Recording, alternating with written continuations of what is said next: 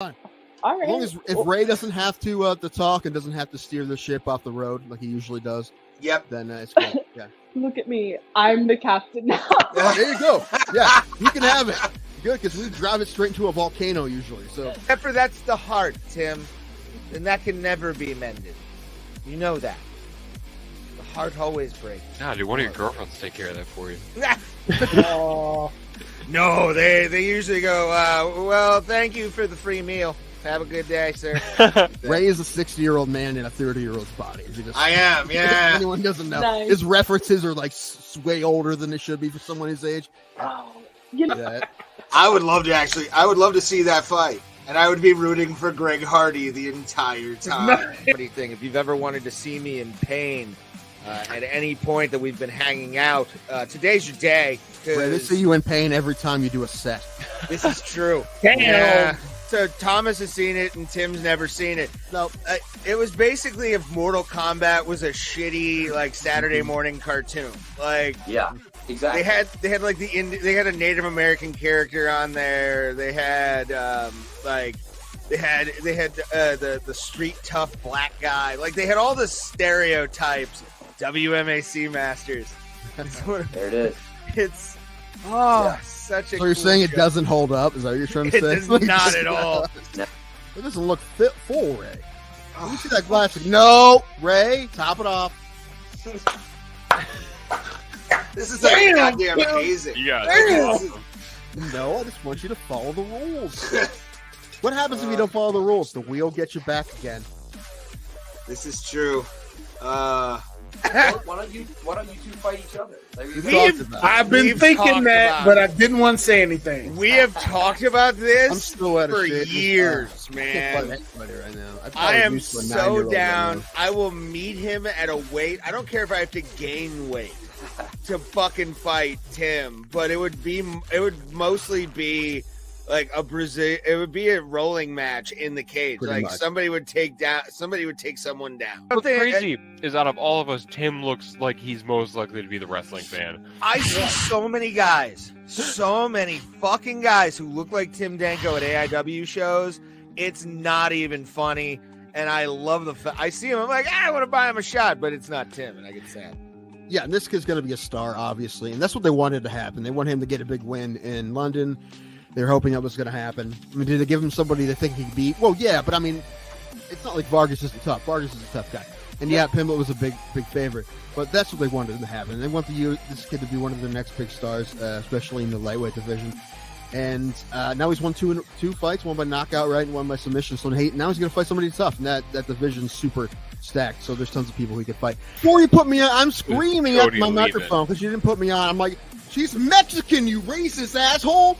I don't know Hispanic, you monster. How But you am didn't I put me on because you were racist not for not talk knowing wrestling. who he is? He had two. I only had one fight. He had two fights, but my one fight lasted longer than his two fights combined by like a lot. I think these both of his fights were inside of a minute. And how did your fight end, Tim? I got TKO'd in the second round. And there's a lot of guys, strikers that have just became fantastic at takedown defense. I mean, Anderson Silva was good at it. Like Judah Santos was good at it. I mean, those are just the first two I think of. But there's been a lot that, I mean, if you're a striker like that, you have to have good takedown defense. There's been a lot of guys who have great takedown defense, and he's one of them. However, I mean, Robert Whittaker is a striker first. He's not a wrestler. And however, neither really is Cannonier. Maybe a little bit more, but I don't really expect Cannonier to fight him that way. I'm excited to see that fight, though. I don't expect Izzy to lose at all, but I like Cannonier a lot. And he's a tough guy, so I'll definitely watch that fight. But if either of us touch the other one's liver, we'll die, Ray. Probably. That'd be fun. I want to be the first MMA death of like a true amateur, where it's like the worst fight ever. How bad would it be if you got MMA fight, bro? killed in the cage? You got killed in the cage by me. Yes. His liver exploded. We knew we would win.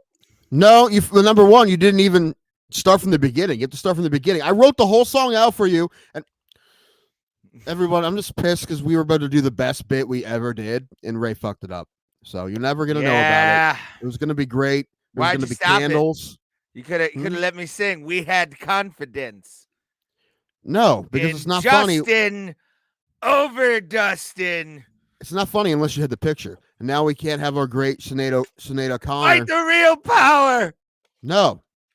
We had a great tribute to Sinead lined up, and then R.I.P. Ray fucked it up. R.I.P. Sinead, man. Yeah, I'm sad Yeah. about that one. And one of my favorite Celtic songs of all time that's not Celtic punk. So that was always nice. The Foggy Dew is amazing. But like about Rubens, man, the greatest superhero of all time, greatest movie superhero of all time, the Spleen. Yes. What was the movie called again? Why? Mystery Man. Mystery Man. Man is very possibly the greatest superhero movie of all time. In my opinion, and listen, I don't know what beats it. And it probably had just a fraction of the budget of a Marvel movie. And it was just fucking perfect. Such a great movie. It had Smash Mouth on its album or its soundtrack. How could you not love that? Nice little cameo by Dane Cook on the Waffler. Before everybody started hating him. What a great cast, too. Ben Stiller, Janine Garofalo, Hank Azaria, Paul Rubens, William H. Macy, Kel Mitchell. I was about to say, it's the biggest thing Kel Mitchell has ever done.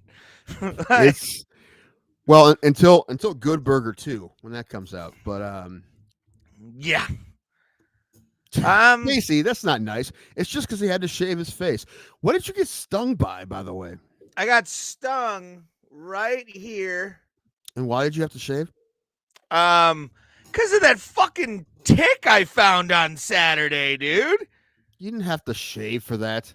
I wanted to make sure, and it was like right here. I wanted to make sure I didn't get like Lyme disease or anything like that. Well, man. What kind of tick was it? It was a deer tick. You sure? Positive. Okay. All right. Tim. How big was it? Well, good size, probably about that big. It probably wasn't a deer tick. Deer tick no, it was black. Yeah, but there's other kinds of ticks. Deer ticks are insanely small. Like you think, like you barely see what. That's why people don't know a lot of times that they got bit by one until it gorges. I didn't know I got hit until it got up to that big. Oh, you've had it that long? You didn't touch your beard for that long? I honestly didn't even notice anything until like there was like an itch over here, like an itching sensation, and I'm like, what the fuck is it? And it was a tick. I'm usually pretty good about getting them off of me. I don't remember the last time one it was black, Casey. That's what I call people that bother me in East Cleveland. Womp. Every time I go to my brother's, because I have a lot of them out there, I always do like a hard check when I come home. Oh hell yeah, man! You have to. All my hairs everywhere, all the crevices, all the fat rolls. Got to get in there. Usually, I can tell when they're on me though. Like usually, when it happens is a couple times when I was watching their dogs and I'm in the bed, the dog's next to me. I feel one crawling on me. It happened a couple different times when I was watching the dogs because the dogs have flea collars on, so it won't bite them, but it will walk around them and it will come onto me. Casey, those are deer ticks, sir. They're the ones that cause the most Lyme disease. So it was in. Did you go? I'm pretty sure it hit me. Antibiotics. If you thought it was a deer tick, did you go in and you should get antibiotics? No, I'm fine. I'm not like sweating about it right now. Right. There's no bullseye or anything. That's ringworm. No, there's a bullseye shaped rash that starts around the infect. A lot of times people don't even know some people whose kid had it and they're worried because she was doing not good and she was in the children's hospital for a long time. Not a long time, long enough where they were freaking out and they found out it was Lyme disease. They're like, well, it's not great, but of all the things it could have been. Yeah, for sure. I know we talk about him a lot and we need to get him on here, but crazy Jocko Willenick, Marty Malloy, I would pay him like $25 to make a video announcing I had Lyme disease as his Debbie Gibson joke. You remember his Debbie Gibson joke where he's like, now Ray is not listening to Just Can't Shake Your Love. He's listening to Just Can't Shake Your Lyme disease. What was I gonna say? I don't know. Something about Marty. I don't. Oh, at one point I had it's on here somewhere. I had Chat GBT write me like a lazy Jocko, I asked it to write me a rant by Jocko if he decided to be the laziest person on earth, and it was funny because it crushed it. It knew exactly what I asked it to do. That's scary. It's That's not as good horrible. as the Church of Creed one, which I still haven't done yet. I will do that, but I'm not prepared to do it today. It's sitting there because the Church of Creed one was pretty great. Like it knew the assignment there too. That's a sketch. That's not like that's you in front of a pulpit opening the book of Stap. Like that's what that is. Yeah. Well, we don't have a very big prop budget for the. I mean, we just proved it by Ray not being able to print on a piece of paper. I know. I ran out the prop budget for this show is pretty bad. We have an American hat on my end. That's about it. We have an American top hat, which I don't even know where that's at. I think it's outside. Oh yeah, I have some bobbleheads. You know what? My Aaron Savali bobblehead's over there broken. I'm less disappointed that it's broken now because he was traded. Oh man, I don't know what the guards are doing. I mean, listen, I said before, I just even if I think it's weird, I just trust their front office to be doing the correct thing. And they traded Savali when all our other pitchers are hurt. He's the only veteran we had. He was pitching very well. They traded him for one prospect, and then they just traded Josh Bell for a prospect. Where's Josh Bell going now? Miami. Oh, we got for another prospect, and we got Gene Segura in that. But what's going to happen there is they're going to release Segura and free up the 40 I love Gene Segura in Willy Wonka. Why is he playing baseball now? I thought he was really old or dead.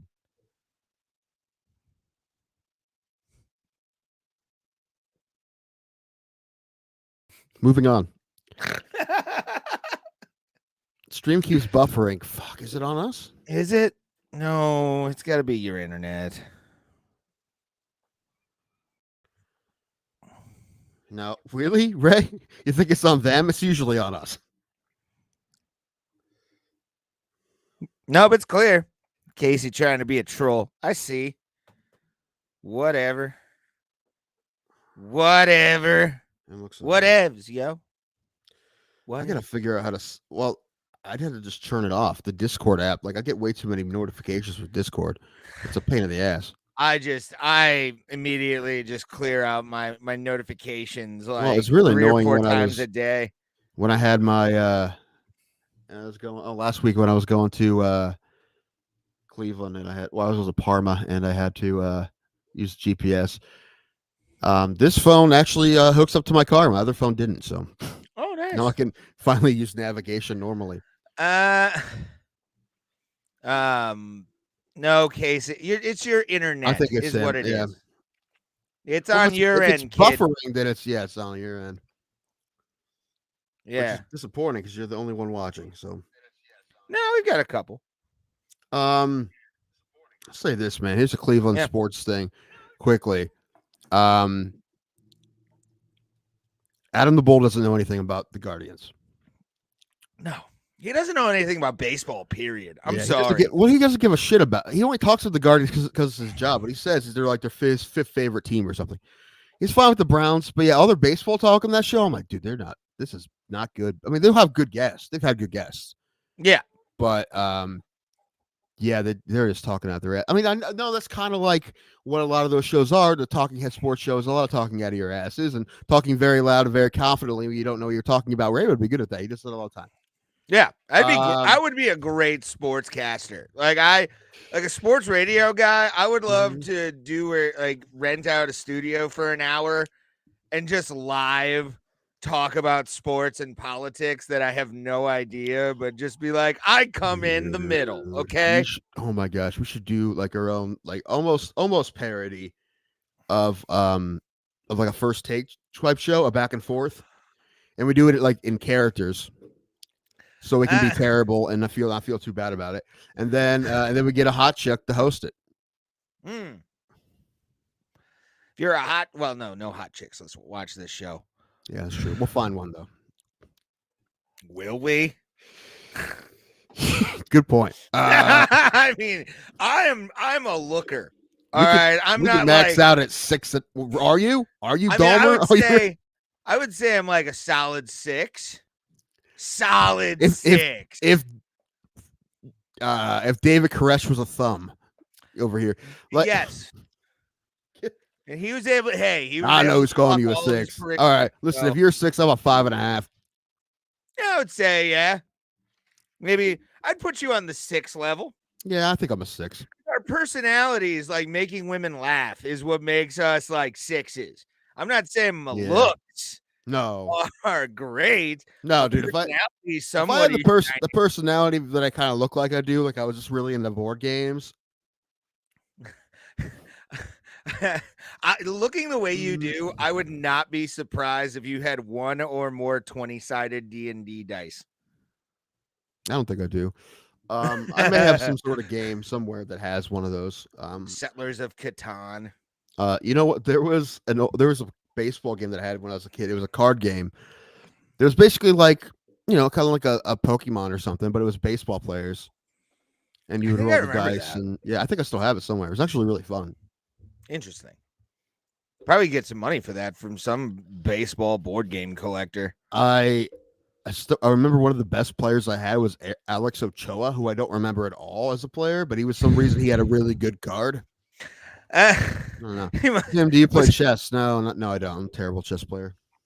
Same. I am not a chess guy. I'm barely a checkers guy. I know how to move the pieces, but I do not know how to win. No. So, yeah. I mean, you could beat me in 3 moves probably. Like I wouldn't see it coming. Like I don't because I don't play. What is that? It's a smell-proof bag. Do they have one big enough for your entire body? Is that?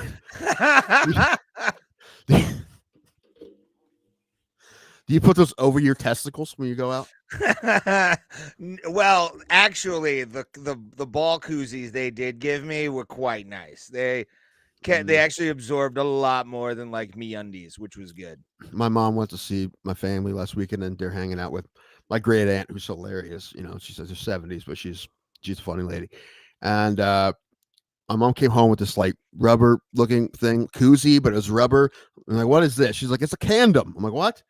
It's a condom. It seems like a condom for. I'm like, that's what it's called. She's like, that's what it's called. I'm like, you're not allowed to say that. She's like, that's the name of it. I'm like, I understand that. I understand. I do, but you're not allowed to say it. We stop saying condom. What? She's a grown ass woman. She can say condom as long as she wants, man. No, I don't want to hear it. No, yeah, I like this thing. Plus, apparently, it's TSA approved. Okay. Which is wild to me. Oh man, the finale of Hijack is tonight. That Hijack, Aldous Elba show on Apple Plus. Oh, okay. It's pretty good. It's a real time plane hijacking. Really? So yeah, it's an episodic plane jacking show. Yes. Okay. I like that. Yes. I still haven't used my Xbox Game Pass thing got renewed today, so I actually could do 3 months of Apple Plus for free. I just choose not to use it because I don't want to have to start paying for it. No, you know what's funny? When I had that, it worked for a couple weeks and then it didn't work anymore. Oh God, it froze, and I'm like, "What am I going to get rid of this?" Soon as the 3 months the 3 months wore off. Okay, expired. It's been perfect ever since. That sounds no, it's 100% sketchy. You're not so much an Apple. You could get through everything on an Apple in 3 months. I mean, I could get through it in a couple weeks. It's not a whole sounds lot. Sus, bro. There's a lot less. Oh, 100%. There's a lot less than Apple. Now they have great originals, but they don't have a big catalog like the other. They only have like a handful of other movies that will be on there. And usually like a theme. Like they had a bunch of like C movies, like Master and Commander and stuff. Ooh. But without a doubt, after I watched a few shows, they're like, yeah, that's enough. That's enough for your fucking free shit. You know, wait. As soon as that Steve expired, Jobs isn't fine. around anymore to let you Right. have your freebies. Right. But yeah, it was it's Hijack's a good show. Another good show on there, Crowded Room with Tom Holland. I just finished that. It's a really good show. Okay. I don't know if I can tell you anything about it without spoiling it, so I don't think I really can. It's just Amanda Seyfried plays a doctor, a psychiatrist, and her patient is this kid in jail for attempting to murder someone. Ooh. But then you learn about his backstory and a whole lot of shit. And I can't say anything else because it would ruin it. But I recommend it. That and Hijack. Tom Holland. Different shows. Tom Holland in the study. I'm gonna solve the mystery already. Okay, in the study with the crowbar. Now I want to tell you, but I can't. I'm not going to. But I want to. I don't care. Like you ruined I ruined Mandalorian for you, so it's kind of you do owe me. Don't. Well, I don't want to. But it's not just you. It's everybody else. So that's what I'm not gonna do it for. But it is very cool show. I'd recommend watching it. And Hijack, 2 different shows. We've also good. But most of that bullshit is pretty good. I haven't started watching Silo. It doesn't seem like something I'd be into originally, but everyone's saying it's great. So, I mean, Tim Robbins is in it, who I love. Yeah, Tim Robbins is a good actor. So I might end up watching it. You know, it was a great show. It was only on for 1 season. I thought it was great. I was disappointed they canceled it. The Brink. You remember The Brink on HBO? Jack Black, Tim Robbins. No. It was like I know of Tenacious D. It was like a national security show, but it was a comedy. Oh, interesting. Yeah, I think like Jack Black played a staffer in I think Pakistan, and a lot of shit went down. And it's a really good show. I loved it, but I guess I was the only one watching it. So probably. I mean, it's those kind of shows on HBO, like even like Eastbound and Down on HBO. I think ended. Maybe they tried to just get one. Like they just like, what's the word I'm looking for? Basically, we're under contract for 4 seasons, and they could have done 3. Well, they just renewed Righteous. What up, John? I did see that. Yeah, I haven't seen the 3rd season yet. I'm kind of waiting for it to be done. Then I'm going to watch it all the way through. Okay. But there's also a documentary about the guys that apparently there's a monster truck, and there's a documentary about them building the monster truck. So I'm actually excited to watch that too. But I want to watch the episode first with the monster truck. Okay. No, but Rice's Gemstones is great. Have you watched that? It's fantastic. Shauna has seen it all. I think I've seen 2 seasons.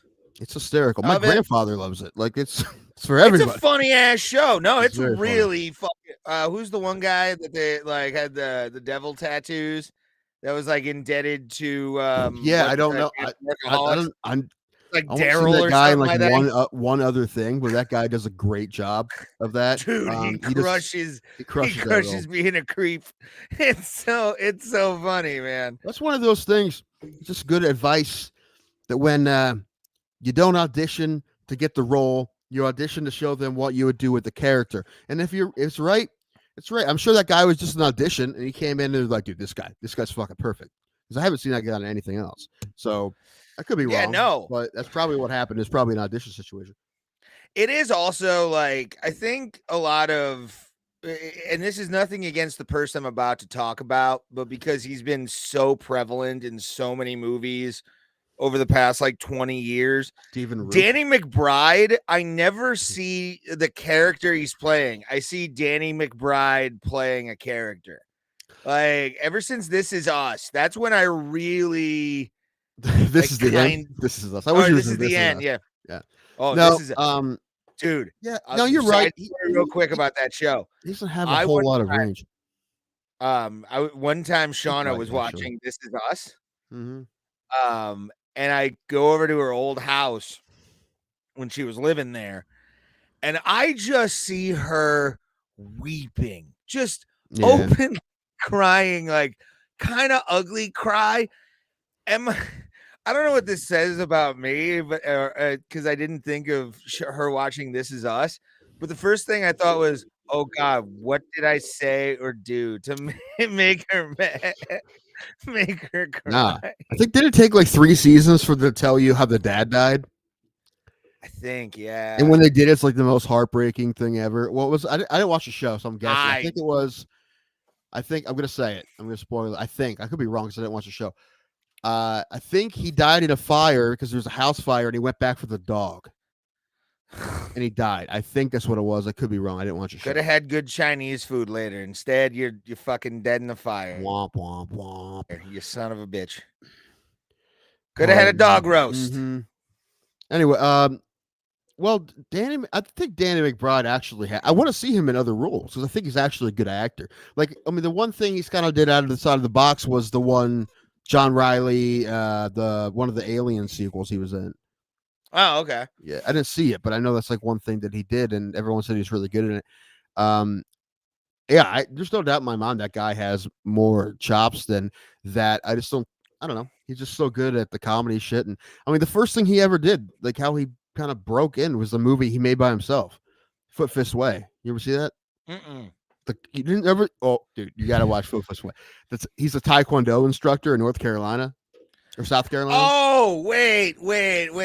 Yeah, okay. No, I know what you're talking about. I've seen clips on like Facebook Reels and YouTube and stuff. Yeah, it's great. I'm gonna have to check that out then because it is a good thing when you're just completely wasted, like high. Oh, it's definitely one of those for sure. But no, I mean, I'm curious about the making of that movie. Who paid for it? There's only one other actor in it that I've ever recognized, and I don't know her name, but I've just seen her in other stuff. So I'm curious because I think he just kind of did it kind of himself, and I mean, he's a star and he crushes it. Yeah, Danny McBride's one of those guys that, like, anytime I see that he's in something, I'll give it like a cursory glance just because I like him. I'm not gonna be like, oh my God, it's you know how successful Danny McBride is? He's so successful that he lives in Charlestown, South Carolina. That's how successful he is. That he could be in the business and live in South Carolina, and people come to him. Yeah, exactly. Story about Kanye coming to see him at his house. No. Yeah. Kanye just decided, hey, I want to talk to Danny McBride. So he's like, all right, come see me. He's like, oh, where do you live? He's like, I live in South Carolina. And Kanye's like, all right. Bet. So he comes to see him. And what his idea was, this is before the whole, Jew thing, I guess we'll call it. The Holocaust denial thing. Yes. But he said his idea was to make a biopic about himself, but he wanted Danny McBride to play him.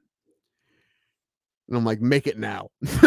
Yeah, like, why isn't that a thing already? Well, he can't make it now. He ruined it. No, fuck that. How great would that be? Like I said, as long as it's a comedy. Or maybe you know what? It would have been funny. It's just the comedy in it is just that it's Danny McBride. You know, it'd be great. You don't put too many like hard jokes in it or anything. You just have, I mean, that would be the greatest biopic of all time. Which right now the greatest biopic of all time is Weird, which I know is nominated for several Emmys. Have you seen Weird? No, not yet. So good. So good. But I do have a thing for a perfect Weird Al movie. What a great. Every time you do a life transition of Kanye and Danny McBride's Kanye, you just have somebody Danny McBride is gay. Yes. Or ye. Oh no, where he's like every time it's like, Kanye, you can't do that. I'm Kanye West, bitch. And then it's just he puts on sunglasses and ride it off on a jet ski. I think that's how. And then it's like Yeezys and Donda and all this shit. Very disappointed that this is the only bourbon I have. Oh, Mom didn't buy you more. She's, you know what she said? She's like, I didn't realize you needed some. I'm like, you were the last one to drink it. Oh my God. It's fine. It's very possible, without getting into details. You know what? I'm not even going to say that. Never mind. Moving on. We'll talk after. Yeah. It wasn't a big deal, but it's. I probably just shouldn't. Anyway, I was talking about Danny McBride. Danny McBride and how awesome he is. No, Foot Fist Way makes you like want to make a movie. It does. If you have a really good idea and you think like it makes you like, and I do. That is one of my goals is to make goals that I'm not following. But first, I got to make these shorts. I got to write the shorts. I got to do the Wizard movie. Got to do the Lord Thoven movie. He deserves his own. We also need a Lord Thoven podcast because that will pay for the movie. I don't telling you. I don't know why you think. I think a Lord Thoven podcast. Lord Thoven's brain is not as quick as he used to be. I don't think Lord Thoven's as funny as you think he is. But that's why you get like producers. You get them in a studio. You do things. Who's gonna pay for that? I mean, I'll definitely front the fucking studio bill. All right, let's do it then. If you're fronting, we'll call him. Find a place that has a recliner. I probably know a guy who has a recliner and studio rentals for $100. Like we could do 5. I would pay 5. It sounds like it's going to be very $500 space ghost behind. Yes, Lord's open tonight. Well, the first thing I don't know. I think we just got to get him on the internet, and once we get him on the internet, then we can start, franchising. Yeah. I know how the intro would go. Also, thinking about the name for my media company, I think I have a name. Hopscotch Rob Media. Dude, I think it's great. That's a good name. Well, then I'm Double Dutch Doug Media, okay? That's fine. And I made both of those up, so fuck off. I know. You'll get a piece. You'll get a taste of my action. I think that's a fun name. That reminds me of something like Beta Box or something like, it's like a little goofy, but not too goofy, Yeah. Hopscotch Rob Media. Like, what is that? And just have a nice hopscotch logo. Just like, I don't know. Just an outline of a guy named Rob hopscotching. Right. Rob skipping. I could do that in Canva. I can make you that logo. Just a silhouette of a guy hopscotching. Which I gotta say, and we mentioned this last week on the show. Even though some of mine are lacking now, I did go back. The fucking thumbnails that I've made on Canva. Oh, you have made so some far. good thumbnails, 100%. I think no matter if this show became successful, I don't want the quality to change. No. And I'm being serious because I think it's just like for the sense of humor of the show, I think it's good. Fuck yeah. Like the MMA holes, they're like really professional, really nice. I don't think that's for us. They're awesome for them. They are great. I don't want to make sure I'm saying that because it's true. We will be adding a replay machine though. That's going to be the fun part. There's going to be a sound machine when we move over to the other system, which will be tomorrow. Actually, I was going to ask you when that was happening. We're moving back to fucking good old StreamYard. Listen, tomorrow. I have faith in StreamYard progressing. And here's I understand my where you want to go, but I think it's also one of those things that if you ask them for stuff, like they'll listen. I mean, I'm not going to get to it right away, but if you're not the only one asking for something, they'll be like, okay, this is what they want. Because they're working on it. Yeah. But honestly, though, I want to real quick thank the people who have given us money in the past and donated to the show. Because for the past 2 years in a row, we've been able to pay for annual subscriptions to make sure the show is still running. That's such a big deal because, like I said, we have no money, neither of us. Yeah, right now, I got nothing until March of next year. October when I pay my fucking lawyer off. But that's I haven't gotten my monthly pay yet for some reason, but hopefully by tomorrow. But it's gonna. Let's just say that on the way to the softball, I couldn't fill my tank up. Let's just say that I had to get a half a tank. Well, hopefully No. my check's good tomorrow. I got this hand was itching, so hopefully Okay. it means something. It didn't mean anything in Vegas. It did not. Although I had a great fucking time, so I'm fine with Yeah, that. Like me it was a too. blast. Like Oh, even if the 100%. gambling was a loss, I that was like I like said, 7% if I of would the have whole known pie. how fucking fun Vegas was, how fucking cool Vegas was, when I got my back pay, I would have went several times by myself. If I could afford it, I'd go. I'd have a trip by You would have myself gone broke right now. earlier than you actually did. Don't 100%. Yeah. Like number one, I can't go and be smarter with the. In reality, it was more than I should have spent gambling. But in reality, for someone's Vegas trip, I mean, it could. Like my brother's like, dude, I have to have like $3,000 to gamble with. I'm like, he's like, I have to save up for gambling money. But he only plays slots, which seems crazy to me. Well, yeah. However, I played mostly video blackjack machines. Fun fact: last time I was at the casino, Horseshoe in Cleveland, some video blackjack machines. My brother was playing those. Went there Wednesday with Alan. They're gone. Really? They took them out. Yeah, and that was like a month ago. Now the video roulette machines, the video craps machines are still there, but they took the other ones out. I'm like, somebody must have did something. Well, no, somebody either won a lot or lot. Yeah, something's or it's super. I mean, we know all the computer games are rigged, but it's weird they're taking out all the like the big six with when a dealer spin the wheel. Those are all gone because you can't rig them, right? I gotta be honest with you. When we did, speaking of Vegas, we gotta find a casino that still has a big six with a dealer. You know what? Left. There might not be any left. I have to say this. Wheeling used to have one. Wheeling's is gone too.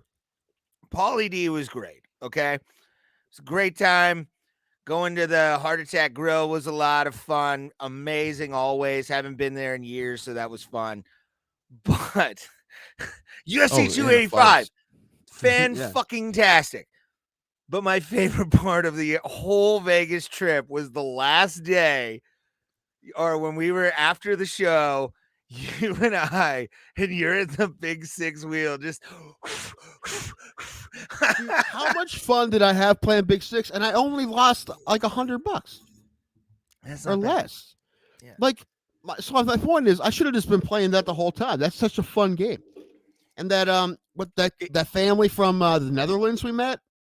Mm-hmm. We're like high fiving and fist bumping, and it was fun, man. It was fun. And that's what it's all about, just having a good time. So Big Six is definitely my game, man. Next time we go, that'll be a thing. And you know what you need. And the minimum bet's $4. $4. I know, and you were hitting, dude. Like you were hitting 20s and shit. Like.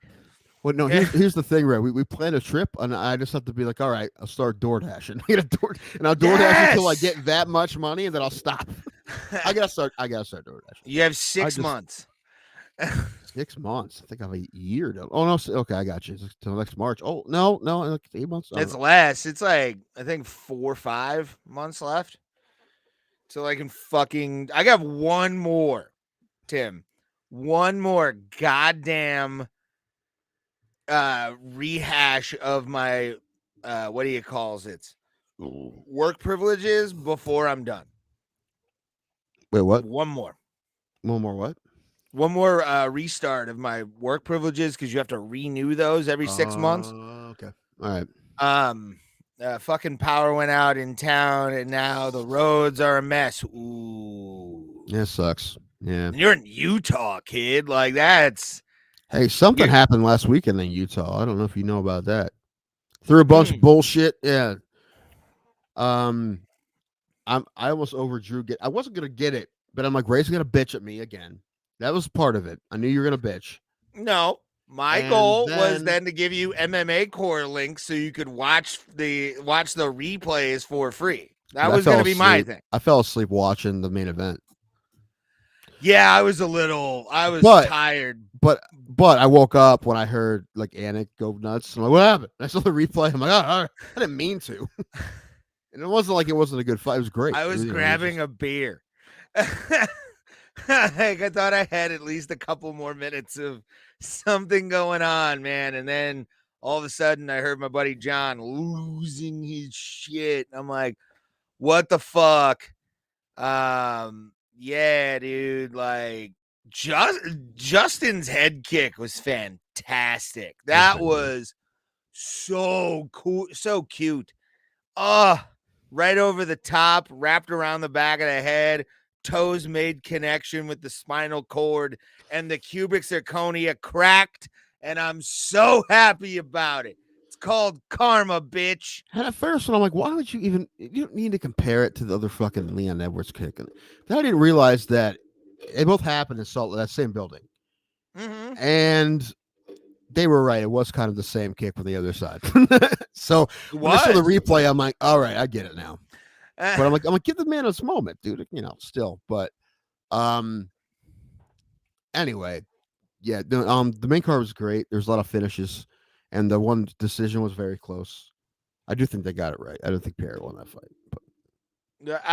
yeah, Oh wait, no, you're saying Pierre won? I do think he did, yeah. No fucking way, dude. No fucking way. I didn't watch it again, so I kind of but also they won in the win.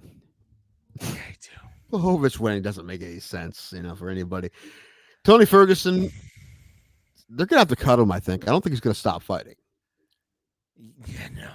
Dana's gonna call him in a cut. Watch, mark my words. They got to have a conversation with him.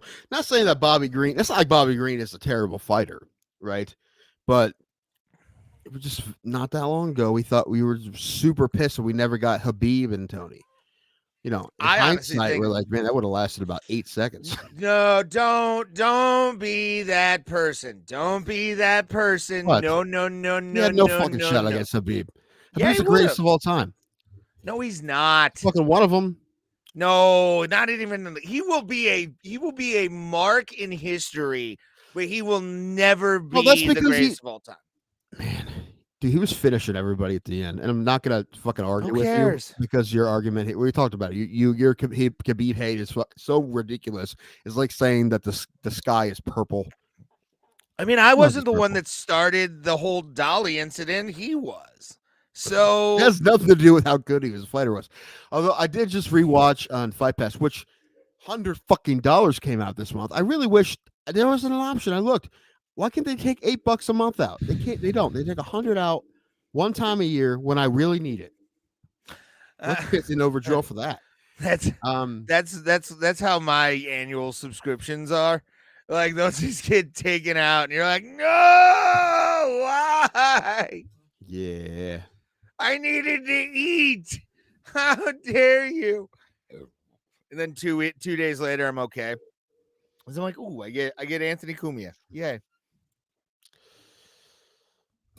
That was good. The Derrick Lewis thing was funny because we said last week I picked Liam to win. However, I did say, if I was betting, I wouldn't wait till he's walking out to bet because you can always tell with Derrick Lewis.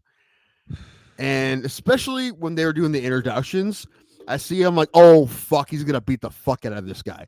I'm like, he looked like he was ready to go. Because every time you watch a walkout and an introduction of Derrick Lewis, you could tell what kind of mood he's in. And you could tell that he was fucking ready to go then. And right before the fight started, I'm like, oh, fuck, he's going to fuck this guy up.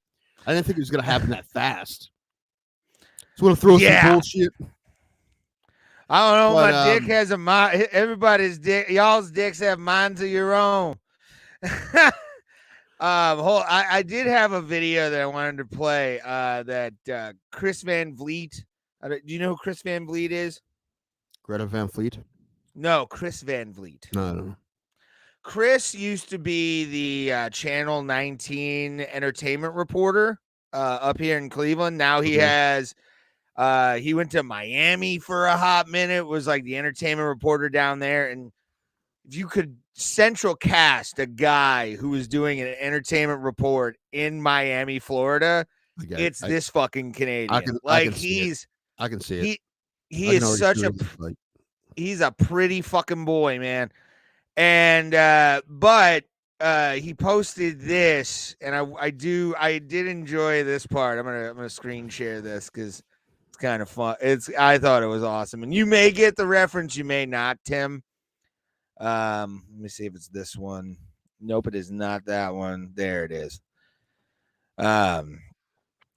Somebody made a Derrick Lewis doing the DX crotch chop to the music of DX. It's pretty fun. I'm gonna play this. Break it down.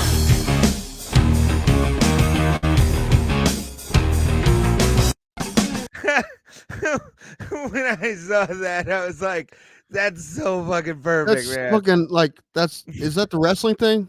Yeah, X-Pac, suck fucking suck it 2 tears in a bucket. Yeah, yeah. I understand 2 that. tears in a bucket. Yes. I've never heard that version No? of it. No. But I'm gonna start saying it. Anyway, you never heard suck it 2 tears in a bucket. All right. But no, yeah, I want to play it again because it's so good. Because it matches up perfectly. I watched several parts of the ring, by the way. And then the short, the terrible, That was about the time when I Owl watched fucking, wrestling in my like youth. wave. I'm aware that that little fella, X-Pac. Yes, one of my favorite wrestlers of all time. I watched a handful more of Dark Side of the Ring. Okay, what did you watch? I watched The Fight from Hell. I watched like there's either you get pissed, you get real sad, or you laugh your ass off, depending on which one it is. And I had each of those. Pissed about The Flight from Hell, real sad about the one about Cayman. Canyon. Chris Canyon. Yeah. Yes. And then laughed my ass off with the one with the porn guy and his promotion. XPW? Yeah, that Rob was hilarious. Black, man. That was so fucking great. Dude, that was maybe my favorite one. Rob Black in like our world is basically you know what you need to watch now? You need to watch the UWF one because my favorite line in the show, and I'm not going to say the name of the person, you're going to have to think, but it was so-and-so died doing 2 things he loved: hookers and cocaine. It's one of the greatest stories in pro wrestling history. They say that Rob Black guy runs a hamburger shop somewhere now. Probably. Which kind of want to go just like sit there and like stare at him, watch him make hamburgers. Man, you want to talk about one of the most wild promotions I had ever seen? Had to be. And we'll get to the plane ride from hell because I do want to talk to you about that. That one just pisses me off. The fact that flight attendant would lie about Ric Flair is fucking ridiculous. Would lie about Ric Flair. Even he denies everything. Kayfabe that, man. Like everything she said was correct. Like 100%. Yeah, no, that really man, that pissed me off a lot. Again, how do people give this promotion so many fucking chances? The fact that they were just like Ric Flair, yeah, he sexually assaulted someone, but we're gonna pretend like he didn't. What the fuck is wrong with you? What the fuck there's no fucking excuse. No. None. And he got his day when that came out. Like he really did get his canceled day. Well, he's for a while. He's retired and 1,000 years old. It doesn't matter now. It matters then. What? You know what? I'm more pissed, or I'll say just as pissed at the WWE as Ric Flair. What the fuck? How do you watch that bullshit? I'm talking about wrestling itself. I'm talking about the company. The company's fucking garbage, man. They're fucking nonsense, garbage human beings who run that shit. And I'm talking about basically one guy. And well, not just one guy. In his board. What the fuck? Anyway.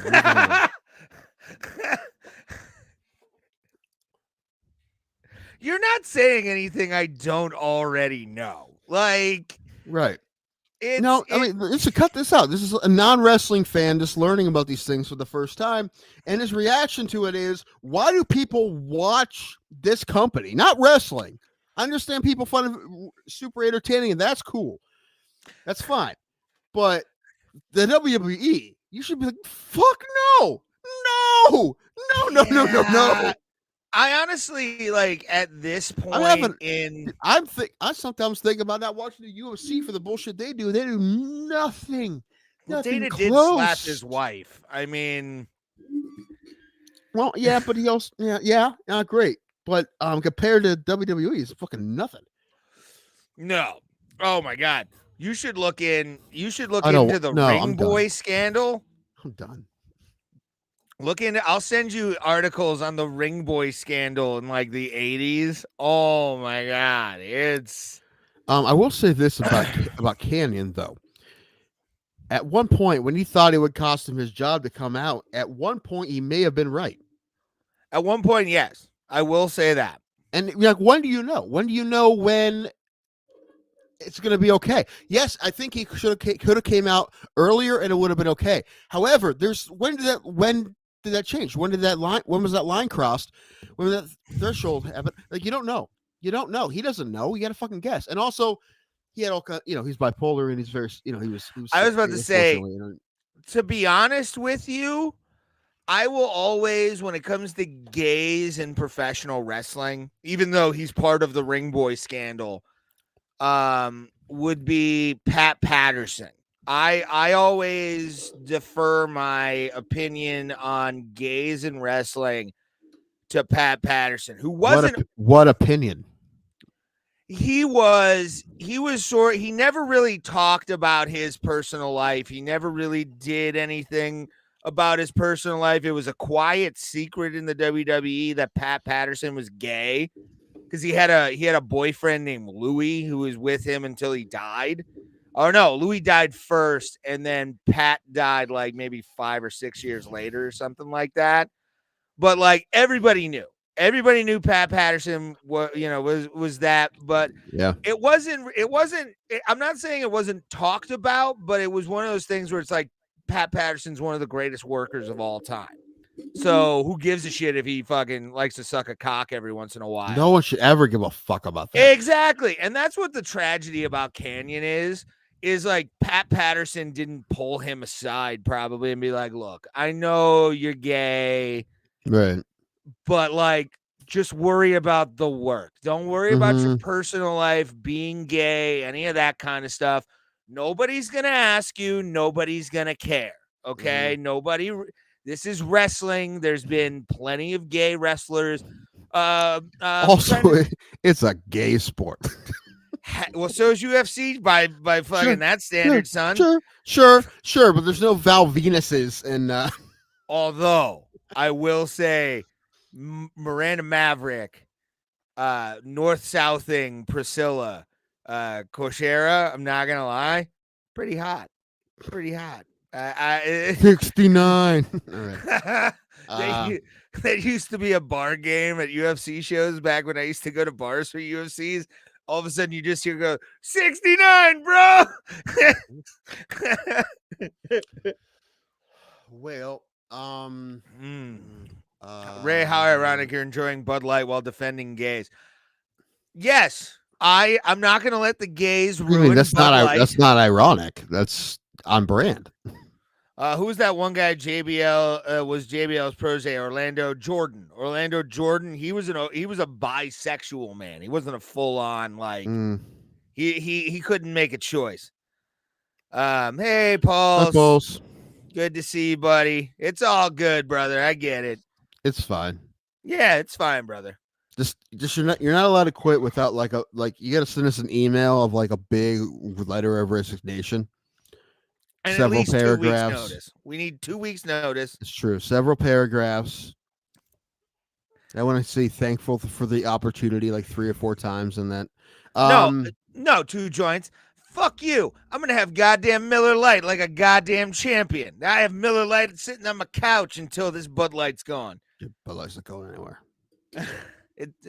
I mean, they have lost a lot of market share, bro. I can't believe people care that much about it. I honestly don't understand it. Neither do I, but like, as all And I also social think they're going to bounce back. at some point. This would be the time to buy, I guess. Because I honestly would be surprised if it doesn't. I mean, it might take a year or two, but I think it's gonna bounce back. Like, it's fucking beer, bro, and they own so many beers. I like this loyalty, by the way. Pulse keeps his job off of this comment right here. I'll quit. I'll never quit. I'll kill and die for this channel. Aww. That's dedication. Aww. I appreciate that, man. Like, I don't know why, awesome. Pulse. I don't know why. But I love it. I love that somebody, like, honestly, Pulse wanting to be part of the show kind of really does give me hope. Yeah. You know, it's really hard to gain an audience, obviously, you know, it's like, and it's not the fact that there's people here that actually really do enjoy what this nonsense we do. Even if it's just a handful of you, it still makes us, it's nice. Yeah, dude. Like I said, because it's fun for us. That's why we do. But it's nice that I opened up the show. I mean, for God's sakes, thanking anybody that donated to the show, because it means you're a fan of this show. Pulse, no disrespect, dude, but you can't jump in front of a train for 3 viewers. Hey, we're thankful for you too, Joints. We're thankful for you too. The cat is enjoying the show, which is good. Beebs is there. Hey, listen, big stuff coming. And by big stuff, I mean Pat Miletich. Yeah, I'm gonna give Pat next. We're gonna do August. I'm gonna throw out August next. Look at the calendar, see if August would work for him. Like this month. Well, yeah, I'm talking about like later in the month, kind of thing. Like, I mean, ask him, and then we'll just do what Pat says. One guy we definitely need this month. We've had him on a couple times before. We need to have him on again because he has a giant fight coming up, and that is Brogan Enders. I will be happy to have. He's Brogan fighting. On the show. He's 2-1 as a pro. He's fighting a 3-0 guy who's finished all of his opponents. He's one of Matt Brown's guys, one of the immortal guys. Really? Where's this at? Akron, Chaparrals. Dude, Matt Brown might be fucking cornering this guy. He probably won't be there. I didn't even think about that. You're right. He probably will be there. I have to go to this. When's the fight? I want to say. Oh, look. I think it's first weekend of September. Okay, I can make arrangements to possibly meet you down there for. Yeah, you go. I'll go. Yeah. Also, Lucas Mast is also going to be on that card. He's been on Lucas a while ago. ago. Man. Yeah, he said get a hold of him after his fight, and I never did. Like, did you already discuss the late Pee Wee Herman a little bit? We'll discuss some more as the show goes on. But no, I mean, that guy meant a lot to a lot of people of a certain age. For sure.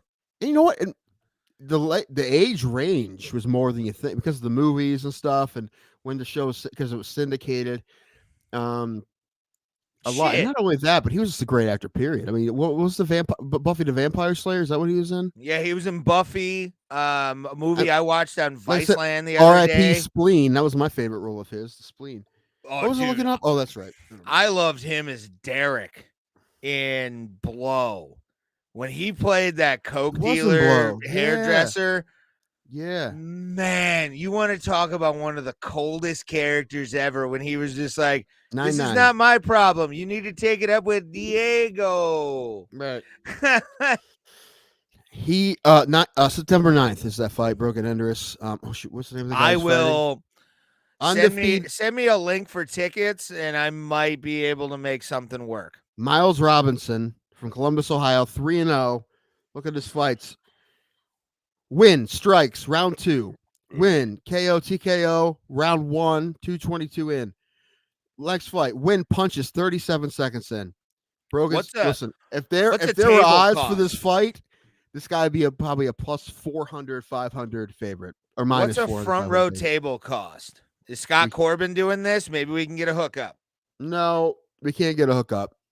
We could get a discount. No, we can't. We couldn't get a discount. Come You know how on, many people, Scott. No. You know how many people want to get a discount? And you haven't been to Chaparral's? We It just is advertised the fucking fight. crowded. Oh, is it the one right across the street from the Tadmore? Yes. Oh, okay. All right. Scott Corbin. No, but it's not James Corbin from LA Law. I wish it was. We still need to get Scott on. I'll ask him again, but Yeah. Oh, I want Corbin. Speaking of Corbins, I do want Corbin Burnson on this show once, just once.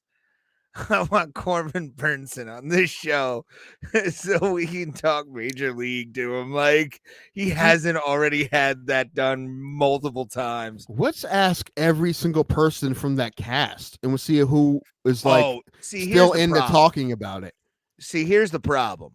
If we were to get what's his name, Well, not Sheen. no, not Sheen. Well, if we ever got big enough, I would love to have Maybe. Sheen on. To be honest, But like who? if he's still alive. what's the Chelsea? Is he? Well, he's pretty old. I don't know if What's the guy from Platoon? Played Tom Berenger. Yeah, I want Tom Berenger on this show. I would talk to him about Berenger's still Platoon. working, and Tom Berenger. I mean, he had like a big Tom Berenger. Tom Berenger. He still had a big role in Inception. Like he was gone forever, and then he had a nice big role with Chris Nolan's Inception. Oh, I haven't seen it. Honestly, You never saw seen Inception? it. No. I know of it though. Well, because this is one of those South ones Park. I'm not gonna hype because if it gets hyped up, you're like, this is fucking weird. But It's like a it is burrito weird, but it's inside of a good. Taco Bell, inside of a KFC. Right, but you can inside of a follow it. McDonald's. Unlike that other one he did that I didn't even finish. What was it called? Tenant. Yeah, I didn't finish Tenet. Yeah, I would definitely do it. I would love to have Tom, because Tom Berenger's been in some of my favorite movies ever. I would love to have him I think who be else like if is in that movie that we could get. You know what? I think the best bet would be Corbin Burnson, probably. oh my god, if I got an email from Corbin Burnson's management saying Right. yes. Oh, hey, how do you find people's management? Because there's somebody you need to email, or I can, but you need to email a management company. Okay. I tried through the personal Instagram. It didn't work, but I think he has a fight coming up. But Alex Morono, I can send the email because Twitter, you can find there sometimes business inquiries and all that kind of stuff. So I found Joe Lozon's fucking business representative. I'm still emailing them, and I'm fucking still emailing Scott Stapp's people. Scott, well, listen, please, listen, come coming on back. this fucking show, Dude. That cruise sold out so fast. Oh, I bet. But the thing is, this is good. Yeah. Because I think they're just trying to put feelers out there to see what kind of reception they're going to get for it. Because Tremonti said is no use getting together for one show. And even if they do a couple on the cruise, like it's not. Yeah. They're going to tour. It might not be in 24, maybe 25, but they're going to tour. If they toured in 24, I'm going to tell you, I'm buying us VIP tickets. I don't care how much I have to pay. I'm fucking going. So we can get backstage access to meet Scott Stapp, and I can get a video of Tim. I could have met him already. But why didn't you? Because he was busy. He walked right past me. But I was carrying his shit. But he was talking to somebody. Yeah, but okay, but then when he stops talking, you can be like Mr. Stapp and fucking. You know what I should have said? That's what I do. Fuck, I worked with his crew the whole day. I should have just said to him, "Hey, is there any way like I could fucking just like shake Scott's hand?" They would have been, "Yeah, fuck that for you." Yeah, that's all I wanted, and I should have. But it was cool enough to go see him, and that show was amazing. It was such a good show, and I got paid to go to that show. So now, here's the fun part for you though. Is if we did a VIP thing where we got to meet Scott Stapp, I would want a video of you and him harmonizing on Marlins Will Soar.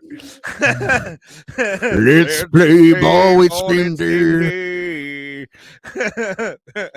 Official song of Danks Tanks, by the way.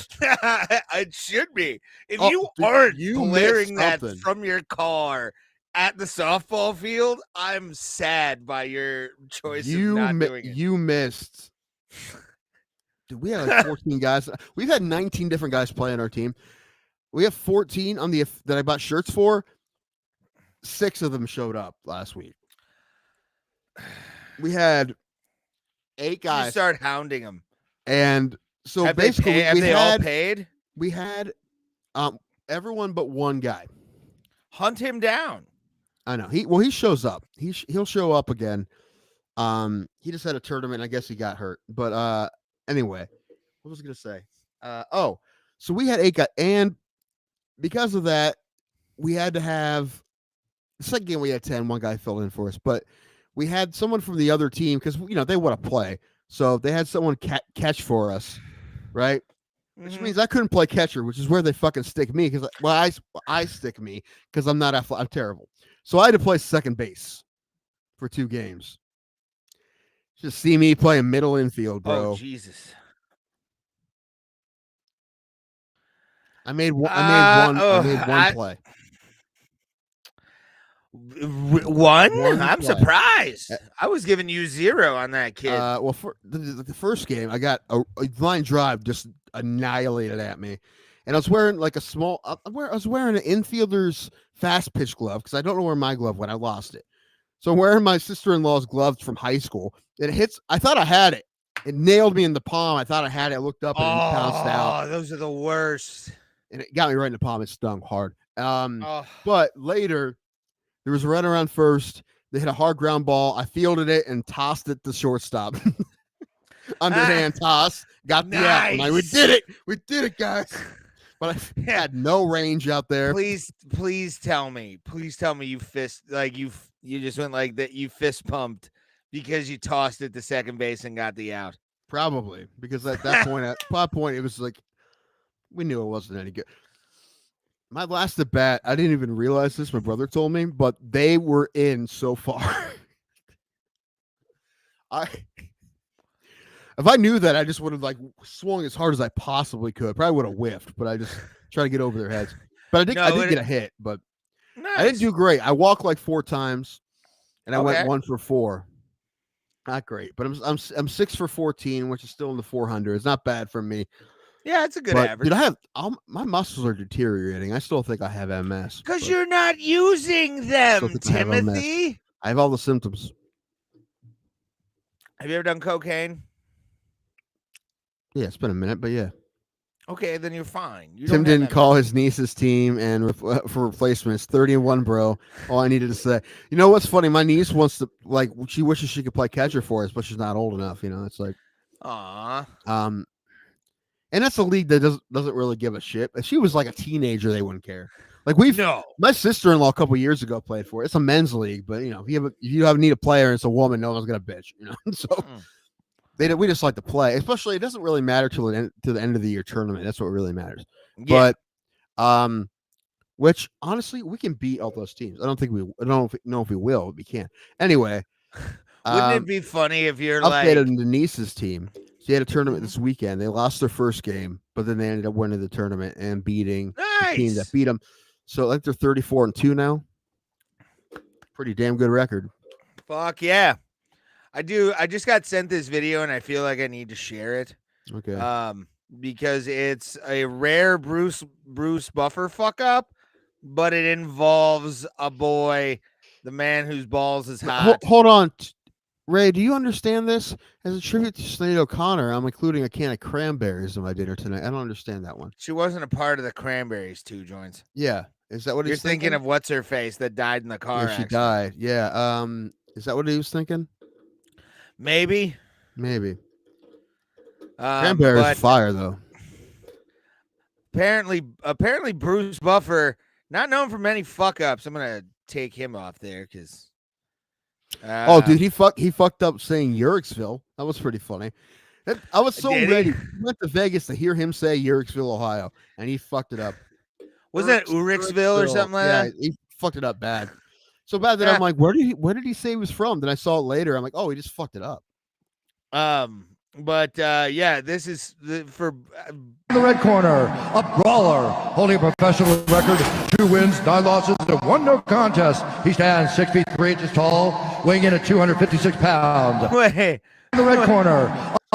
Holding a professional record, 2 wins, 9 losses, and 1 no contest. He stands 6 feet 3 inches tall, weighing in at 256 pounds. In the red corner, a brawler, holding a professional record, 2 wins, 9 losses, and 1 no contest. He stands 6 feet 3 inches tall, weighing in at 256 pounds. In the red corner. And I love Bruce. Like, Dude, I would have been like, no, you got it wrong. Start again. Oh, dude. This video came across my Instagram and I sent it to myself. I'm so pissed I don't have any more bourbon. I have to drink some vodka. Fuck. Oh, God. Tim's going to get lit tonight. I'm used to bourbon. No, just mixing liquors is never good, son. Oh, no. Different liquor? No, it's fine. Especially if the second one's vodka. That's like the most tame. Well, I'm not looking forward to it because I like bourbon. Anyway. But I'll read you the caption that was put on this. It's by Michael Chandler. And it's, "My wife would kill me, but I see this online all the time, so I'm basically an expert, right?" With a question mark. Michael Chandler was golfing and decided to do this.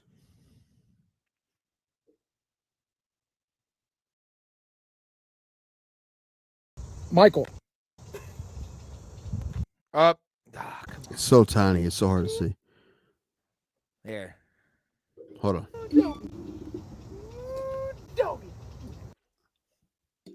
Is that a gator? What's going on?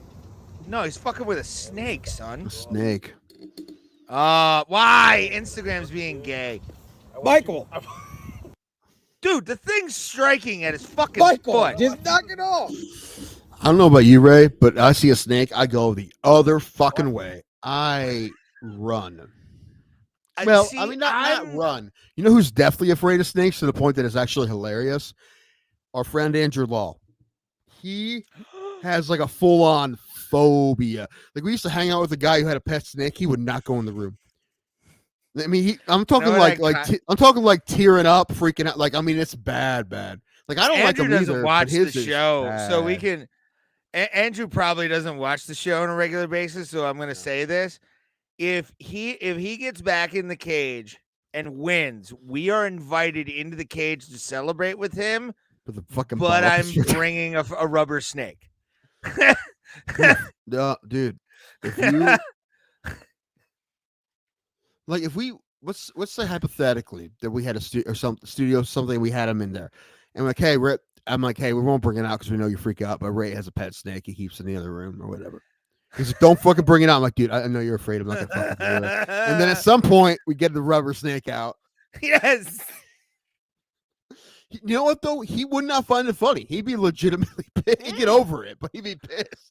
Oh, I bet he would be. I would just be having a blast. I would put you as the one to put it on him just so I can be in the blast radius. But like, I mean, listen, I don't like him either, but he's like, it's bad.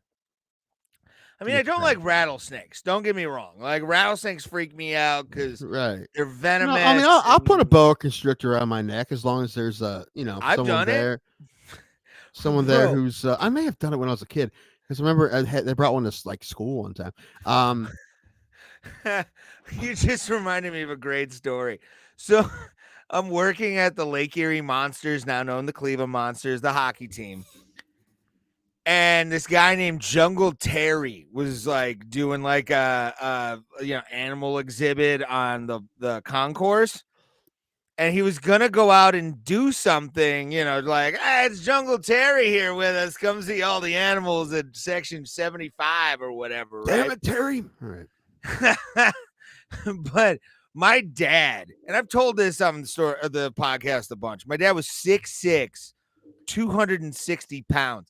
He used to get freaked out by the Stone Cold Steve Austin, like Viper, like hitting the rattlesnake, hitting the camera in fucking WWE entrance videos and shit.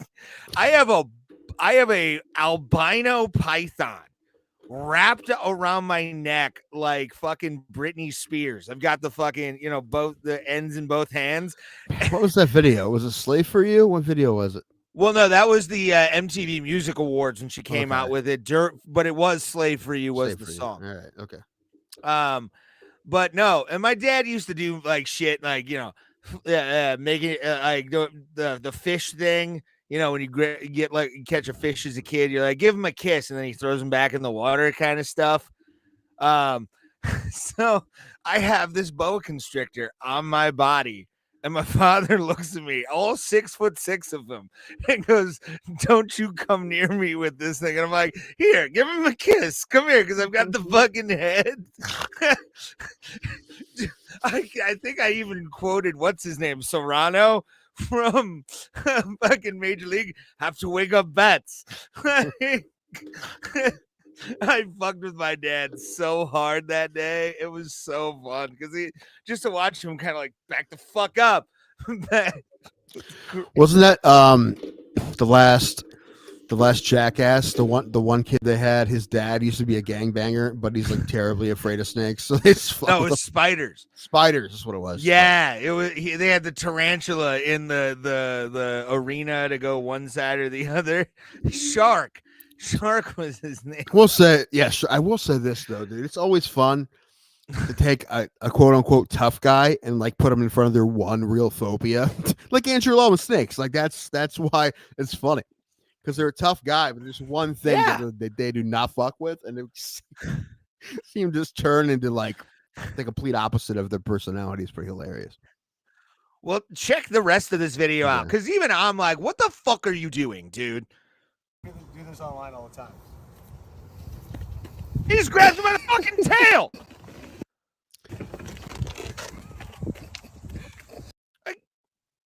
What kind of snake is that? Come on.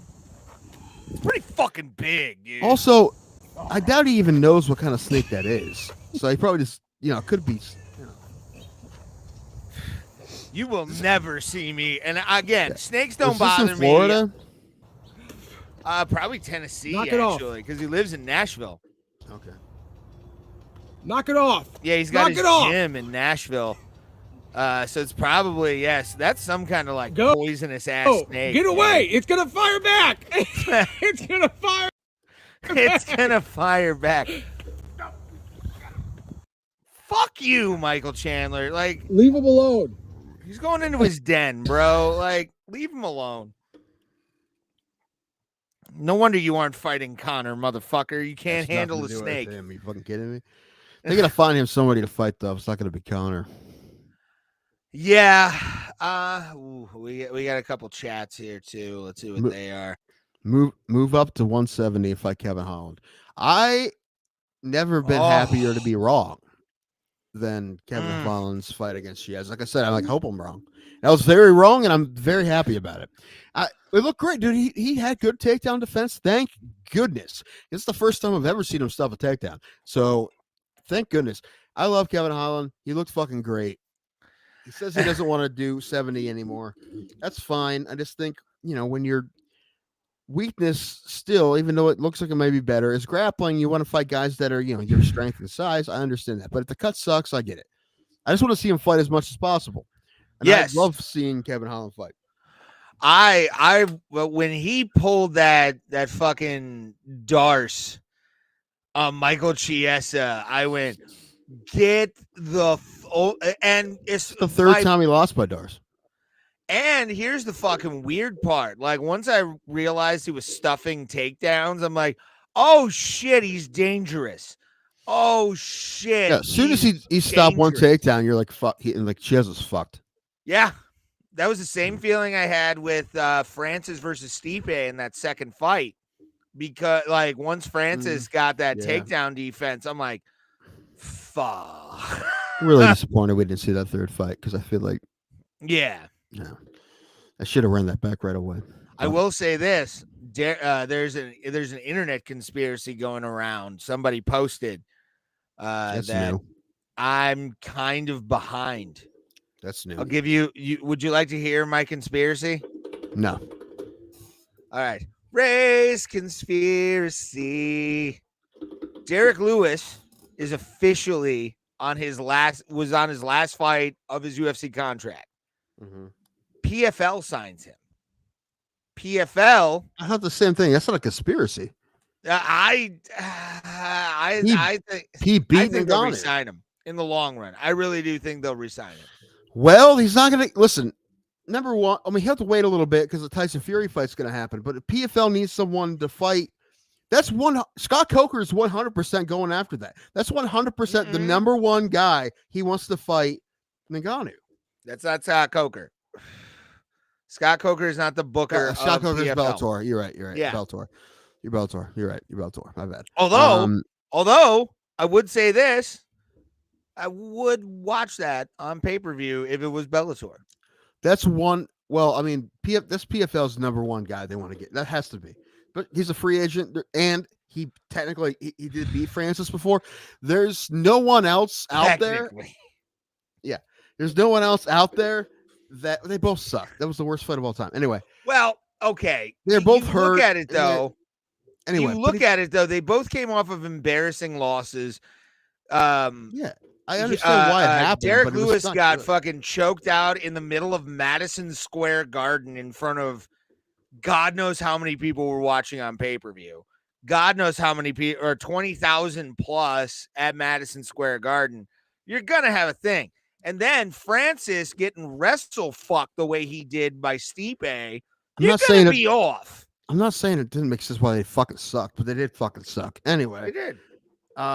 But that's 100. PFL is trying. He's going to try everything they can to get. And you know what? Listen, he would make a lot more money, a ton more money, $2 million fighting right off the rip, fighting one fight against Francis at PFL than signing a new UFC contract 100%. For sure. And at this point in his career, it's money. Fucking take the money. Fucking Francis. Yeah, dude. I think it'd be crazy for him not to. Agreed. 100%. Yeah. I want that. I want that for Derrick Lewis. I don't know about that, but I definitely want that for Derrick Lewis. He only has a couple more in his tank, and he might as well get the money. And he talked about it. He just wants to make money. He might take the money. However, you have to wait like a year probably. Wouldn't it be? You're gonna put him on ice for a while. Hilarious. Still, fucking do it. And Tyson Fury. PFL has put people on fucking like retainers. Like they will pay him up front to fucking sit. Yeah. So do it, man. If he signs to the UFC instead, I'm like, honestly, I'll be surprised. Nothing. The money move is definitely, and he should go for the money move. He should. Nothing would make me happier. And I'm going to say this right now, as a Francis hater, nothing would make me more happy. You hate him for all the wrong reasons. What he did for his fellow fighters is insane. Do you not realize that? Yeah. Okay, all right. Number one. Again, the sky is brown. Again, everybody. The sky is purple and red. It's never blue. I mean, Canada's turned our fucking skies orange. Okay, so fine. The grass is purple. All right. Some places it might be. Whatever. Some places it might be. We have to come up with more examples. I don't know. But wouldn't it be Trump hilarious? isn't a narcissist. There you go. That's a good one. I will never not agree with that statement. Dude, no one will. Even the people who love him will. Yeah, that's why they love him. By the way, fucking vote Tuesday, Ohio. Yes. Big fucking deal. And you know what? I don't like turning people, but I'll fucking say it right now. This might be the only time that I'll say this. Vote fucking no on issue 1. Yeah, I read some of the stuff. Don't like it. Well, dude, out of just fucking principle, it makes no sense. You want to change a law that's been there for 200 years. Out of principle, it doesn't make any sense. Not let alone why they're doing it. They're doing it so they can outlaw abortion. Because they're going to put a referendum on the ballot in November, and they know that they'll lose because most people, the majority of people are pro-choice. So if it goes to the ballot, the pro-choice ballot will most likely win. And the Republicans know this, so they're trying to be sneaky. And I understand the move, but just fucking go vote no. I got a thing in the mail about my voter registration and how they said I needed to renew it or something. I'm like, fucking why do I have to renew it? Well, just if I go there Tuesday, become a Democrat. If I go there Tuesday and they don't let me vote, I'm turning my phone on. I probably will. but I turned my phone on and go on fucking berserk. Real quick, I got to take a leak. All right, I was The about to get a beer is drink. So hitting you me. do it, and I'll be back afterwards. All right. Anyway, I know a lot of you don't care, but it's very important. It's a special election in Ohio on Tuesday. There's only one thing on the ballot, and it's an issue to change. Okay, so since Ohio, the state was started, right? You needed 50% of the state representatives to vote on something to change the Ohio Constitution. This special election is for an amendment to change it to 60-40. Why that is because the Democrats are going to introduce a bill in November, not a bill, excuse me, a referendum that's going to be voted on by the public for abortion rights in Ohio. And the Republicans, knowing that this will most likely pass if put on the ballot, are trying to push this special election so if it passes, if this issue passes, the Democrats won't be able to put it on the ballot. So that's, but even just principle, changing the majority rule to 64, that doesn't make any sense, right? Just out of principle, even so I don't know. I really hoping it doesn't. It doesn't make any sense. I mean, you only vote on that if you absolutely positively want abortion rights banned, which is some people do. I understand that, but even the precedent says anyway. Ohio politics. Sorry, it's just it's a sneaky thing and it's a big deal. So I'm gonna have to go to the polling place on Tuesday and vote on one thing. It won't take long, but I'm doing it. But I got worried because I got something in the mail that says something about my renewing my registration. I'm like, I shouldn't have to fucking renew it. I haven't moved. So, yeah, if they don't let me vote on Tuesday, I'm going to have to throw a fucking fit. And again, this is such a weird one. Even if you are pro-life, the principle of it doesn't make sense. You really want that? You really want majority rule not to matter in your state? The principle of it makes no fucking sense. Anyway, okay. That was my political talk. I'm now done. What do you guys want to talk about? More fights? We will. Well, we kind of talked about all the main card shit. Gaethje looked fucking great. He looked fucking great in his last two fights. So I'm really hoping that, especially if Oliveira wins, he gets another crack at him. He absolutely deserves it after those two wins. Makhachev as well, because he hasn't fought Makhachev. However, the Makhachev wins. The guy I want to see Makhachev fight the most is Volk again. But if not Gaethje, I love Gaethje. That's what they say. Your favorite fighter's favorite fighter. Probably true. Probably true.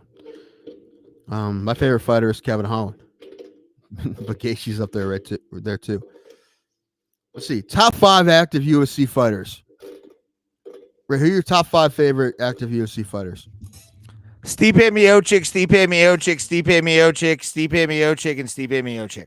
Okay. He in no particular order. I'm just saying what the top 5 are here. I got Kevin Holland, Stipe Miocic, Cody Garbrandt, hometown boy, got a roof home, and Justin Gaethje. One more. I have to think about it. My active guys, I'd have to say Stipe number 1. Frighteningly, even though Connor would be number 2. He's not active.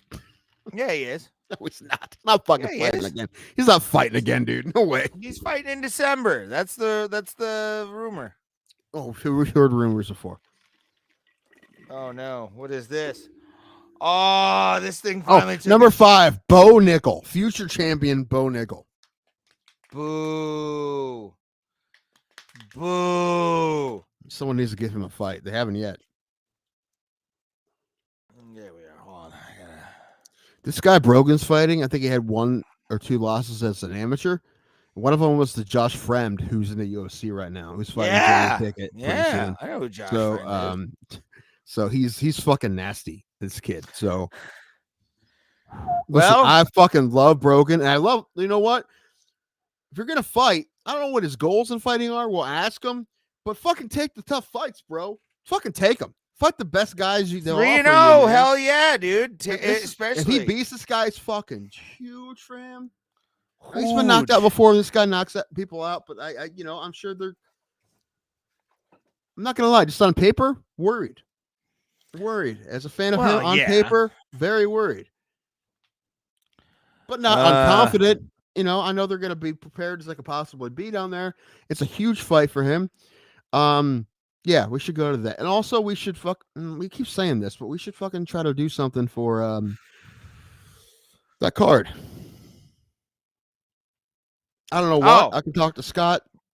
Yeah. What's Get the pitch? I gotta have a pitch. Gotta have a pitch. Yeah, we'll come up with it. Yeah, what's the I mean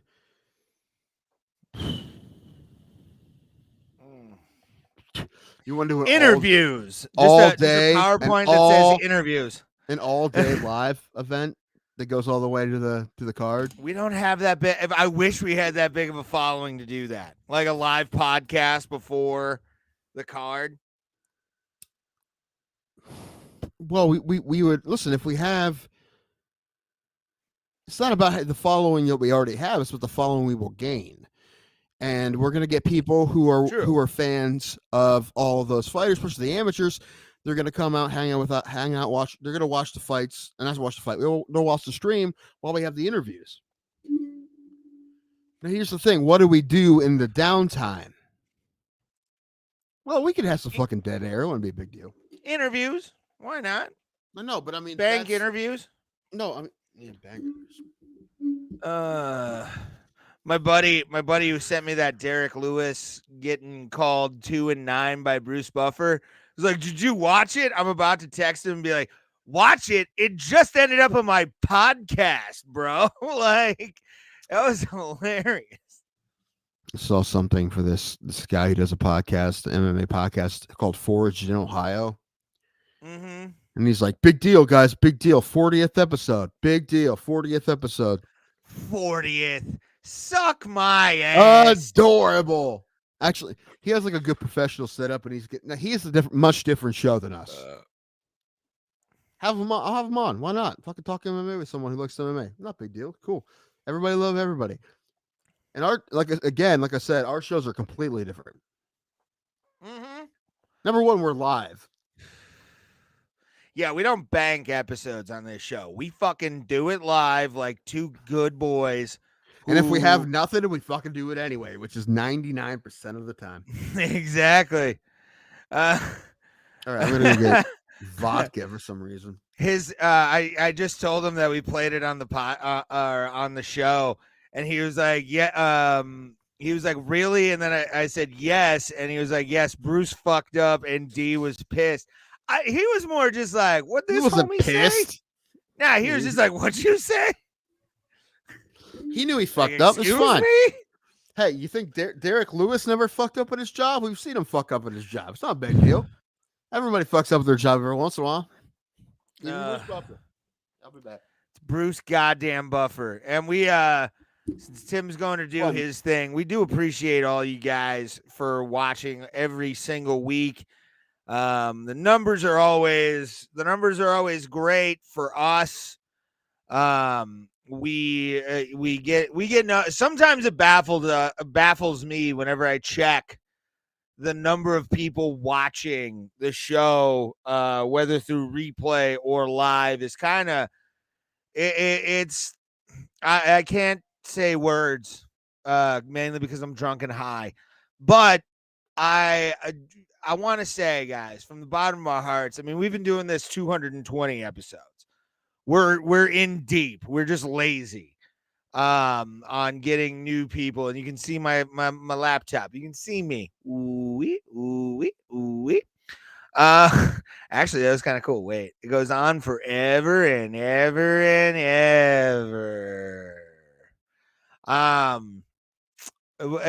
It baffles me that people want to watch this show, and for you guys to be here every single week watching the show. We've had a couple episodes hit 3,000 views. We've had a couple of episodes hit 100. Any view on this show is appreciated. Make sure to do exactly what it says right here. Like, share, subscribe. Like, share, follow if you follow us on Twitch.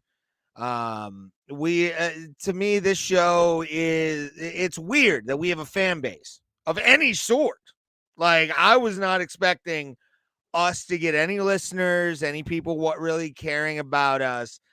And for you guys to have embraced us in the MMA Holes community, shout out to them always and forever. They are the people that gave us a fan base, people that gave us big numbers. So we will always be in Maz's gratitude and JBM's. Go check out both of their channels, including the gaming channel for Not the MMA Holes and also JBM's Cooking. Those kind of like the fact that we have people that want to see us and comment on what we do, it's awesome. And we definitely appreciate every single one of you that does have us in your rotation for podcasts and live streams. It's I didn't expect it. This is a podcast that I really didn't have any high hopes for. We started it during the pandemic. And again, like I said, you guys are the reason that we're going to be able to pay for another streaming service with your donations. You guys believed in us enough to donate to us on a regular basis. Roberto Hernandez, do I need to say more? The sugar daddy of the MMA Holes community. He's it's insane, man. Like, super insane that you guys like the fact that we do this every single Tuesday and Thursday. We're gonna start, I think Thursday is gonna start to be the internet interview show once we start getting more people. If you have suggestions, local MMA fighters your way,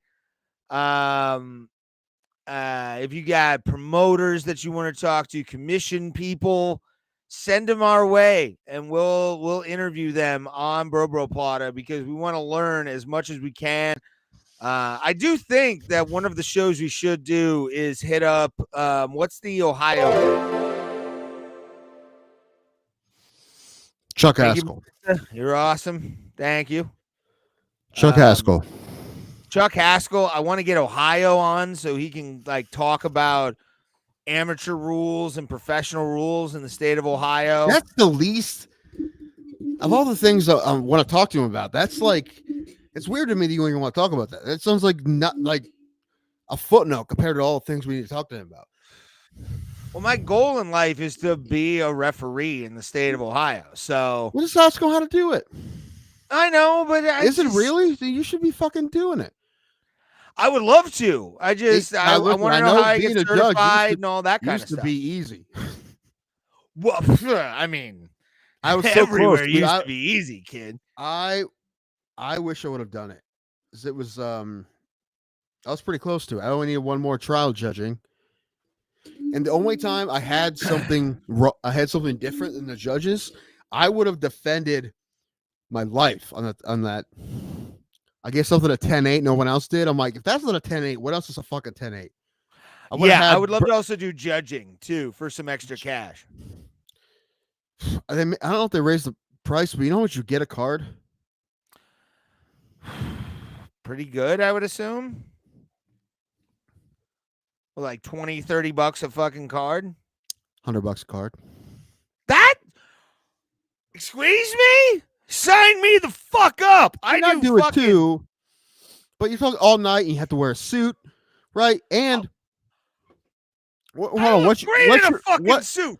You saw me. I had an older woman in Vegas on my arm because of the fact that I looked so damn good dressed up. What's your area code? Area code is 440. You're a 440. Mm-hmm. Okay, because last time I heard, unless they changed it, they go by area code. Okay. And if you're outside of your area code, they'll pay you more. But 330 for me is all the way up to Youngstown. Okay. $100 a fucking Do you know how much I used to make as a referee as a kid? This is like early or like late 2000s. I need to Mind start you, I don't know what. officiating again, man, because that would really help me money wise, and that's a really good thing to do, especially under the table. I need to get back into it, and I need to learn softball. I used to make $20 fucking a game. There's a little league, And I would do Strasburg like Little League. 5 or 6 Mostly in a day. $40 from when I was 16 years old, and I will not. And years later, they asked me to do games, and I told them I would not do them until they gave me my $40 I was owed when I was 16 years old. That was 10 years after. And they thought it was weird. I'm like, it's out of principle, man. Like that wasn't us. Yeah. I don't care. I never got stiffed. I got stiffed twice. As a referee. That and another Class A, which Class A is the fucking worst. I will not do Class. Well, I say that, but the thing is about Class A is they don't give a fuck. They'll curse you out, and you kind of go back with them too. You can just tell them to fuck off as well, which I've done. Is that how old is that? That's adults. Oh, like usually Class A minor league? No. It's like a lot of like low level college guys will play that league in the summer. And guys just out of high school who want to keep playing baseball.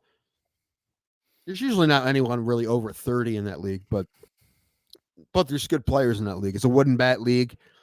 There's usually a lot of the players play in like Mount Union or the local colleges. And they can play.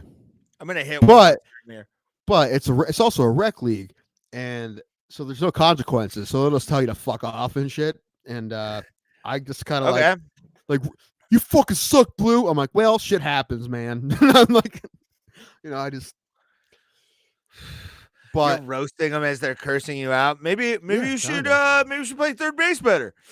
Man, you want to give it to me? I'll give it in that league. Yeah, I mean it's any other league. I would not let that happen. If like, dude, if a kid, even a high school kid, told me to fuck off, he's gone right away. That league doesn't fucking matter as long as he does. I mean, if he does it one time, that's fine. I don't care. My ego isn't big enough. Like. We'll throw you out if you're a distraction to the game. Like if you keep doing it and it's a whole thing, then I'll throw you out. But if you say you fucking suck one time, I won't throw you out. Not those guys, not the adults. I think in the entire time, my ego doesn't, because some guys' ego it just fucking fucks with them. That's why they throw guys out so quick.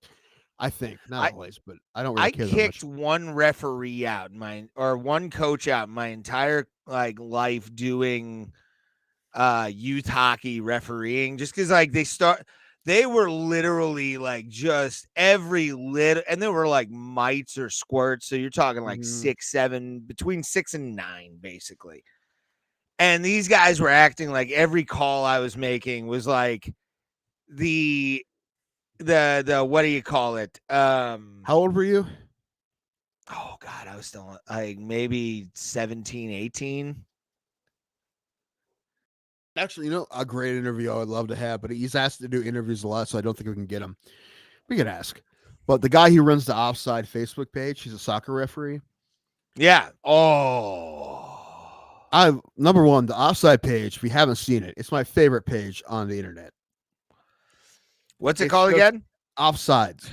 Offside. On Facebook? On Facebook, yes. Okay. It's a soccer referee. Giving him a plug. Yes, that runs it.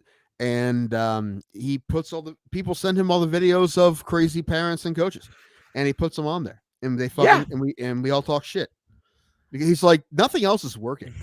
So I mean, he was on Real Sports and some other interviews. He's like, yeah, we just out him and we talk shit about him because nothing else is working. So we're trying to embarrass him. That's like the people one. Ask me all the time to take videos down, and I never do. It's insane to me. And he pays for videos. And we've talked before about like some of the parents we've had to deal with. I mean, I had a guy literally who I kicked out. Oh no, I've kicked 2 people out in my entire life for being just total knob jobs. One was a coach because he just kept riding me so much. I'm like, dude, just get out of here. I'm not going to write any paperwork up on you. Just fucking go. Like, you're really being a shitbag, and I don't like it. I didn't say that in front of the kids. Where I was like, I'm tired of you. I censored myself, and he was like, "Whoa!" I'm like, "Dude, get out, just go." It's embarrassing that you're like being this way for like 9-year-olds. Like, calm the fuck down, man. My favorite to see on the outside page is when usually, I mean, if it's a coach, they'll chuck the coach. But if it's like multiple parents, they'll just leave. And yeah, I love that. I fucking love it. They just go, that's the ball game, and they take off. I've never had to do that, but I miss it. I really do miss it. Fuck. Yeah, I've never walked away from any kind of refereeing job. Like, I told you about the one time I did it. I told you that was when they were trying to play in a field that I thought was ridiculous to try to play on. It was very, very muddy, and they're like, "Oh, it'll be fine," and I couldn't walk on it. I'm like, "You're playing this game. I'm not going to be a part of it." And to this day, I'm like, I'm 100% made the right decision. They were super pissed at me, and probably you're still pissed at me to this day. But I know for a fact I made the right choice. So. I felt bad. The one time I felt bad for any kind of referees while I was playing was there was a no, because I was always against the blue or against the stripes unless like I was in them. I was one of those guys. How crazy is that though? Because without them you can't fucking play. Do you not know that? Well, here's the thing too. They're just fucking trying to do their best for you. The same way they were trying to do your best on the ice, they're trying to do their best on the ice as well.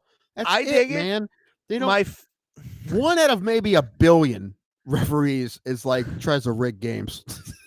There might be one or two of them out there. I don't know. Full transparency, I've actually refereed with guys that have given me just the most egregious penalties that I didn't deserve. Like, as a referee, I knew these things would be a thing. You can't piss people off. The best was that documentary of Tim Doherty from the NBA when he talked about how like they would get back at guys. Like Iverson went after a ref and they didn't suspend him, so they're like, dude, we're fucking calling bullshit on him constantly, and they're just like they kept calling him for carrying, which carrying is one of those things that is in the rule book, but every NBA game players do it about 1,000 times and they never call it. So it's one of those. Yeah, I mean, every time he did it, he actually did it, but they never call it. So my favorite one I ever had, this one school that's in Northeast Ohio, their youth program. No, I won't. Yeah, but I'll just say it's a prominent school in Northeast Ohio. Lakewood. The Mentor Catholic. Fuck them Rough Riders. All right, fuck the Lakewood Rough Riders all day, every day. No, I love them. Yeah, they have. I want to move to Lakewood. I wish I could. Guys, nice donation. Fun area. Send your money our way. We will get an apartment in Lakewood and broadcast every day if you give us $1,000 a show. That's all we need. We need $1,000. I think instead of doing Bro Plata every day, we'd have to like come up with other shows. On the Lord Thoven podcast. Maybe we'd have like a trivia podcast or something fun. Like HQ. You got my voice message, right? About yeah. I mean, I'll do that. I mean, I will. It just call it the Soul Crusher because there's no. But like, no one's gonna tune into it. Like it's. No, there might be. If we were like, hey, join this Zoom to like watch us do shitty stand up. Maybe. But what I was gonna say is the guy I was reffing with, and then I'll get to another point real fast. The guy I was reffing was so pissed off at the one coach. Every time it was supposed to be icing, I would look back at him because I was the lead guy, and he would just go like this. Just waved it off every single fucking time, man. It was the ballsiest move I've ever seen in my life. It was like 15 years ago. So statute of limitations probably, whatever. But he was like, no more icing. All right. But I will say, as a player of hockey growing up and knowing the referees, because my dad played local hockey, so he knew a lot of the guys who refereed and shit. There was always a few guys where it'd be like, well, it looks like numbers 15 ain't getting any penalties tonight. I'm not saying everybody's like that, but I will say this: you want to get into people's subconscious, right? And one way to do that is to just fucking be nice to people. Yeah, Say, agreed. Goes to the refs like, "Hey man, how you doing? Hey, thanks for being here, man. I know we couldn't play this game without you, brother." And you know how much they'd appreciate that so much. Now, are they going to consciously change the way they call? Maybe not, but everyone has a subconscious. Right? And that matters. It's I'm not weird. saying it doesn't. It does. Like the guys that I refereed with who played with my dad, and then when they'd like referee one of my games, because my dad was like my dad was one of those guys that was like friends with everybody. Yes. Yeah, he played in the 60s. He actually got hit in the jaw with a puck without wearing a helmet. Oh, Lord. Like, that's how far back this big bastard was fucking playing hockey. Say, was he a fucking enforcer? Was he a goon? Yeah, he was pretty much like he even said, like, I wasn't really good. They just sent me out to beat guys up. Like, that was the only reason I was there. But the thing with like my old man was he knew those guys and played like senior hockey with them, so like 35 and up and everything. And I would go over and hug the referees to fuck with the other team. Like, because I knew these guys, and I'm like, come here. Good to see you. And fucking, they'd be like, what the fuck is this? And no penalties were called on me. And there was a couple guys that would be like, all right, I got to make this look good.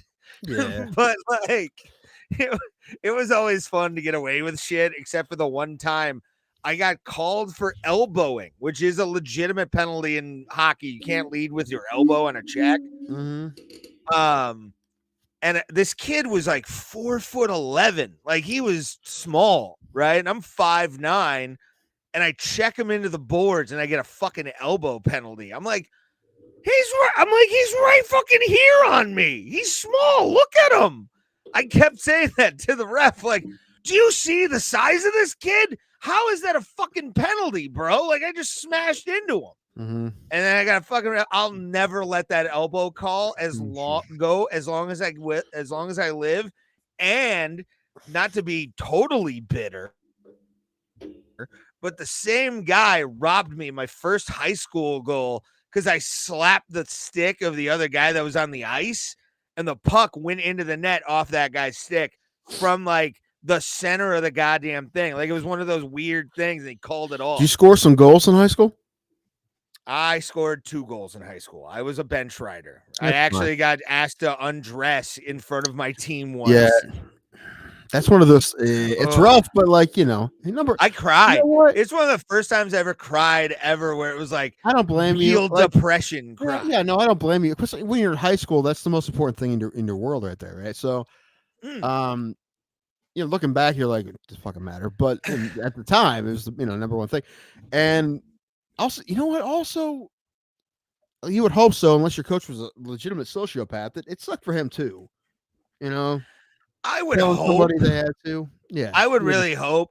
Good news, Ray. It is what it is. You have to do what you have to do. It, but he doesn't love that part of the job. You would assume. My favorite part of the job. 2 joints. Read this. Good news, Ray. That ref was tormented you. Was charged with touching 37 children. Dude, did I tell you about? Okay, the year that I got my high school umpire license, which was the year after I was in high school. So I graduated. It would have been June 06. January 07 is when I got my license. But usually there's 2 different classes. There was a baseball class and a softball class. You could only take one at a time. Mm-hmm. When I was there, the same guy was kind of doing both. I should have got both licenses because he was like, was it an all-day thing for you guys? It was multiple weeks, a few hours. Multiple weeks? Yeah, it was like a month's worth, like 4 or 5 classes. Yeah. Really? Do you want to know what it takes to be a hockey referee? I mean, it wasn't a class an hour or 2 and a test. That's it. Like an 8-hour course and then a test. Yeah, because when I got my license again, I didn't have to take the class, but I wanted a refresher, so I took the class again. And and I needed it was I forget which day of the week it was, but I think I'm gonna say Friday nights, and it was like a 2-hour class for 4 or 5 weeks. But it was fun. He was just talking about baseball, but Anyway, especially the second one, I showed up like I had a vodka in my Coke bottle, and I was drinking while I was there. Oh, I guarantee you there was some guy. Well, our thing was Never ever have I done a game, or will I, with any alcohol in my system. None.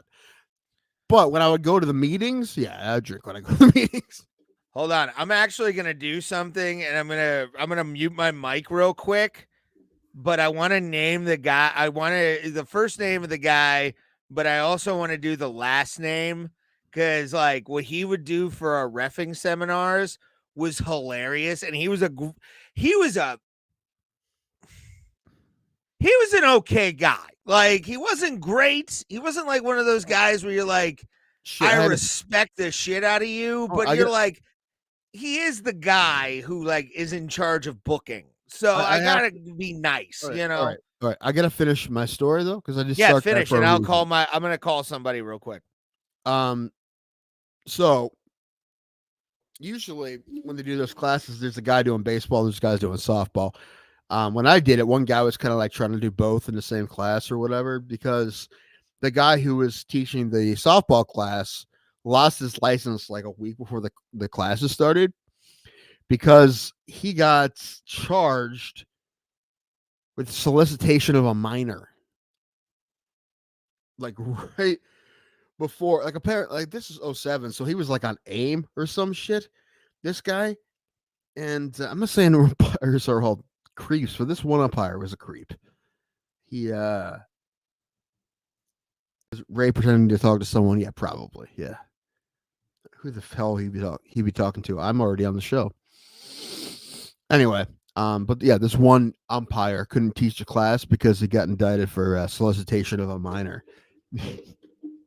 And like the other guy trying to explain it, he's like, he tried to, he was talking to what he thought was like a young girl, 14-year-old girl on AIM. And it was a cop. And he couldn't teach the class because he got caught. Whoa. Yeah, that happened like a week before the first class it took.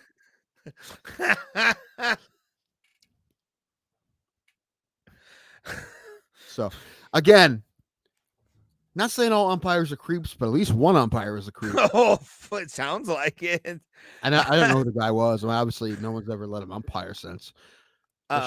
He was the guy teaching the softball class, which means he was around. He did the games of all those girls who he was somehow attracted to.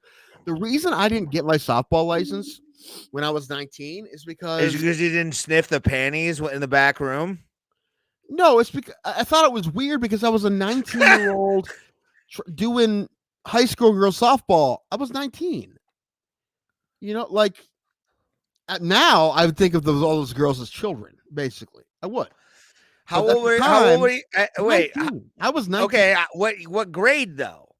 It would have been all the way to high school, either 9 through 12.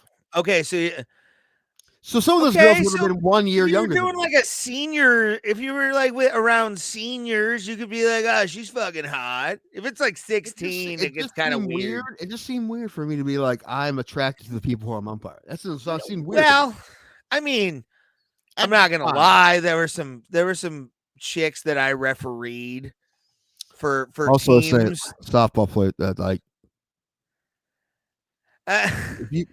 Did college softball players? That's no. You want to know what's great? A female hockey player, thick all around. Who's that Instagram model / who used to be a goalie? What was her name? You know what I'm talking about? No, I don't follow female hockey anymore. Like back when I was a kid. I saw her pop up. I don't know her name, but she's a model now. But she used to be a goalie, and you're like, there's no way this chick played hockey. Hold on. I'm gonna hockey goalie model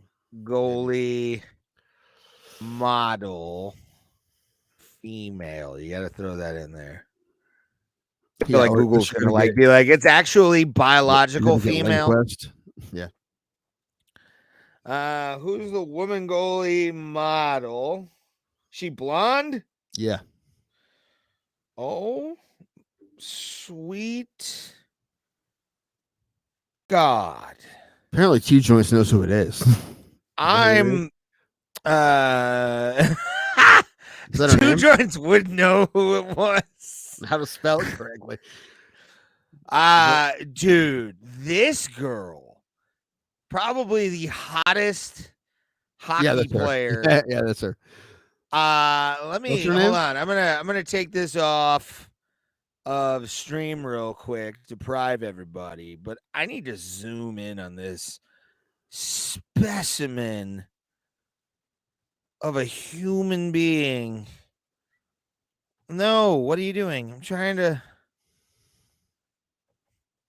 No, what? Fuck you. So Fuck that's you. not her? Are you sure? I think this is what I was talking about. Dude, she's pretty fine. Hold on. I'm in the wrong window.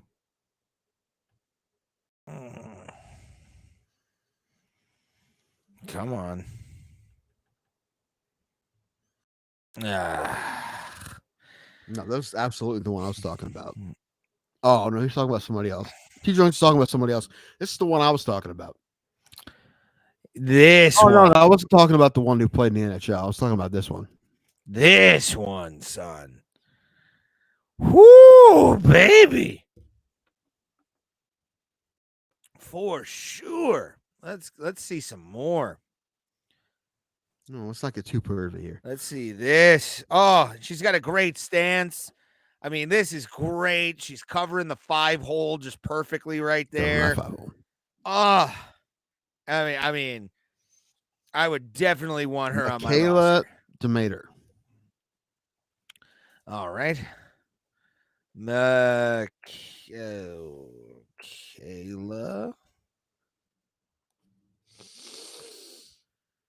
That's her. That's the one you just looked at. Hold the fuck on. I found some better photos. Ooh. Brother. Hottest goalie. What's that? Hottest goalie straps her pad on for Instagram. Goddamn you right. Look at that. People. Oh. Those eyes. Just imagine a POV from up top. It's a beautiful thing. Canadian. Boo. Boo. No. Okay, Canadian women are hot. They're just dry and don't really get shit. And then like black guys. What? No, I'm sorry. But no, who does she play for? Who does she play? It doesn't matter. Hold on. I can look that up easily. Mm-hmm. Oh, hi, Pulse. Nice of you to tune in here. Well, he said he was going to. She has an OnlyFans. Dude, is it her just stopping goals naked? Well, I would hope not. Even me. Oh, she's on the same website I'm on. Elite Prospects. Let's see what her stats are. And I'm going to bring up my page, by the way. Prospects. I am on Elite. I have a profile on EliteProspects.com. From the JV team? Hey, I scored a goal. Okay. You scored a varsity? No, JV. I was a junior. Whoa, no, Roberto Hernandez. What? Wait, what? What about Roberto Hernandez? Did you seriously? Dude, I will lose my shit. I bought the Dodgers tickets for you guys, $260 something. If you did that, dude, I'll cry. Son of a bitch. I will cry. Send your DM. Well, yeah, DM. You have DM my us. email. You have my email. Send me the email so I can get them on MLB, the ballpark app. They haven't sent them to me yet, so he's gonna mail them to us, bro. If you did that, you son of a bitch. Roberto Hernandez, I called him the sugar daddy of the MMA holes community. He is absolutely the sugar daddy of every show under the MMA holes brand, man. It's just I don't know how to say it because I've been drinking. Just the fact that you like us enough and I don't understand why, but I love it. That you just And yes, I'm seconding Pulse, by the way. I'm putting Roberto. Whatever money I get goes to Roberto Hernandez. Like, I'm putting him in my will. I'm getting his real name, everything, and he will get like in a part of the insurance money if probably I ever Roberto die. Fernandez. Yeah. It's a bobblehead night too. What bobblehead is that? I don't know. Check it. Look, check check to see if he's right and see. I'm Because sure this he's right. is how, if you mention bobblehead, I'm going early. Like, Oh, dude, I was thinking they gave tumblers, stainless steel tumblers, and we missed them. Oh, I would have rocked a Guardians tumbler. I would have. That would have been fucking nice. Well, we never took any pictures on our matching shirts. He said first game. Okay, so that's I think it's a Monday night. All right. I'm looking at it here. Give me a minute. Talk about something else, Ray. I'm looking at something. But no, yeah, Roberto, dude, if you did. Oh, hey, how do you like Ahmed Rosario? How's he been, man? He's I liked him a lot. Dude, I was a fan. I'm in that part of the post All-Star hangover with the Pirates where I'm like, I don't really want to pay attention. Not everybody, but they traded Santana, Choi, Hill. They did a lot of trades. Yeah, they did a lot. So did the guards, and they didn't. Their trades were not for this year. However, you look at it, you're like, how much is it really going to affect their ability? Maybe not a ton. I understand it. I understand it. And like I said, the track record of the front office in Cleveland has been pretty good. So even if I don't like it at first, I'm like, they know what they're doing. By the way, Roberto, if you do this, if you have actually done this, I will wear a Dodgers t-shirt. Don't you do it. I will buy a Dodgers t-shirt. I'll buy oh God. You're buying me at least one drink if I'm picking you up. Jackie Robinson was on the Dodgers, yeah? Yes, sir. Then I will wear a Jackie Robinson t-shirt there and you cannot say anything. It's true. I can't say anything about that. You're right.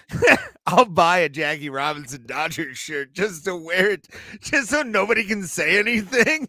That would be awesome. Instead of getting booed, they're like, good choice. It's a very Peanut Linus bobblehead or something. If it's a peanut bobblehead, yeah. I swear to God that I'm keeping that one. I'll keep that one. Yeah, I saw that before. I didn't realize it was that day, but I don't know. The schedule won't pop up for some reason. Internet being weird. But hold on. No, I did see that. Yeah, there's peanuts for some reason. Yeah, it's a line. Yeah, peanuts. Hold on.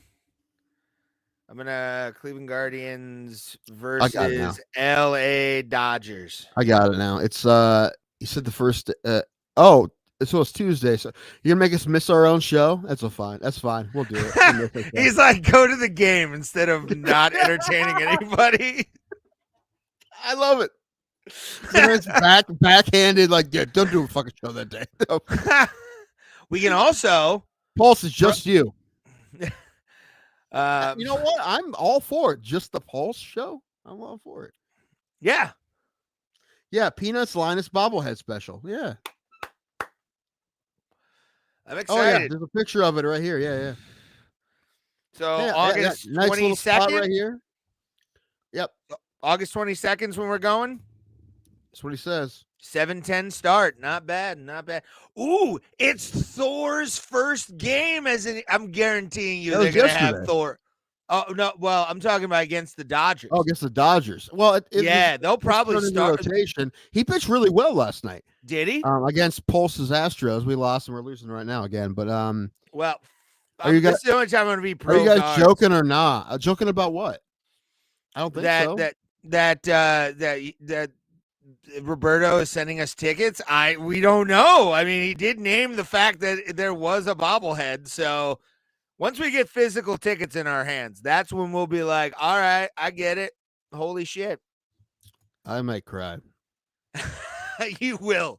I guarantee. Such a fucking awesome, nice thing for someone. Like, it's And that's why we love guys like Roberto, Pulse, two Well, listen, joints. we also Like, like you all the guys who can't do that as well. You know, like we love you all, but the ones who can do, and that's fucking awesome. But the fact that you guys support us so Pulse much, said him hosting by himself. Yeah, yeah. If you're down for it, Pulse, yeah.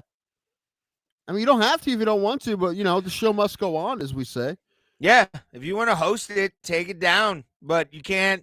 Here's You can the bring thing. on anybody you want. That's fine. Well, within reason. It can't be like, you know, gangbangers from Houston. Yes. Well, Yes. Here's the thing: if they're willing to admit shit, MS I want it on this channel. Yeah, I want that. Like Pulse of the Streets. That's the Bro Plotted Network show. Bro or Pulse on the Streets, and he has gangsters with hoods and fucking what do you call it? Voice changers. What do I think it had the best ratings we've ever had? I think it would. To be honest, though, too, I think if we had the choice, if we made a lot of money off this show, if we were monetized, but the answer, Pulse, is yes. If you want to host the show, yeah, I just need to give you the new login. Yeah, you'll get that. But yeah, Peanuts and Craft Jacks at Chavez Ravine while are at the game. We'll be in Cleveland, not Chavez Ravine, but. Hey, you know what? It's how they sing it over in LA, so respect the culture, okay? No, Chavez Ravine is where Dodger Stadium is. That's what I'm saying. They did respect the culture. That's how they sing it over there. They de-house a lot of Hispanic people. A lot. A lot. There was, I don't know how many people were living there. There was like, sorry guys. Yeah. Dodger Stadium is pretty high up on my list. Actually, well, they're all pretty high on the list, but I would say Fenway is like Fenway was number one until I hit it.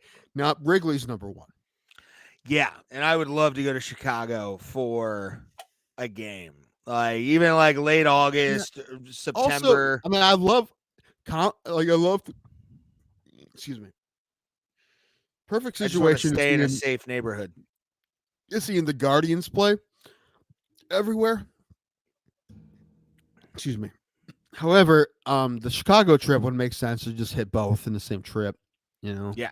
If the Guardians are playing one, that'd be nice. But do a set somewhere. Wrigley. Do a set somewhere after we do the show, just drunk because we went to a baseball game.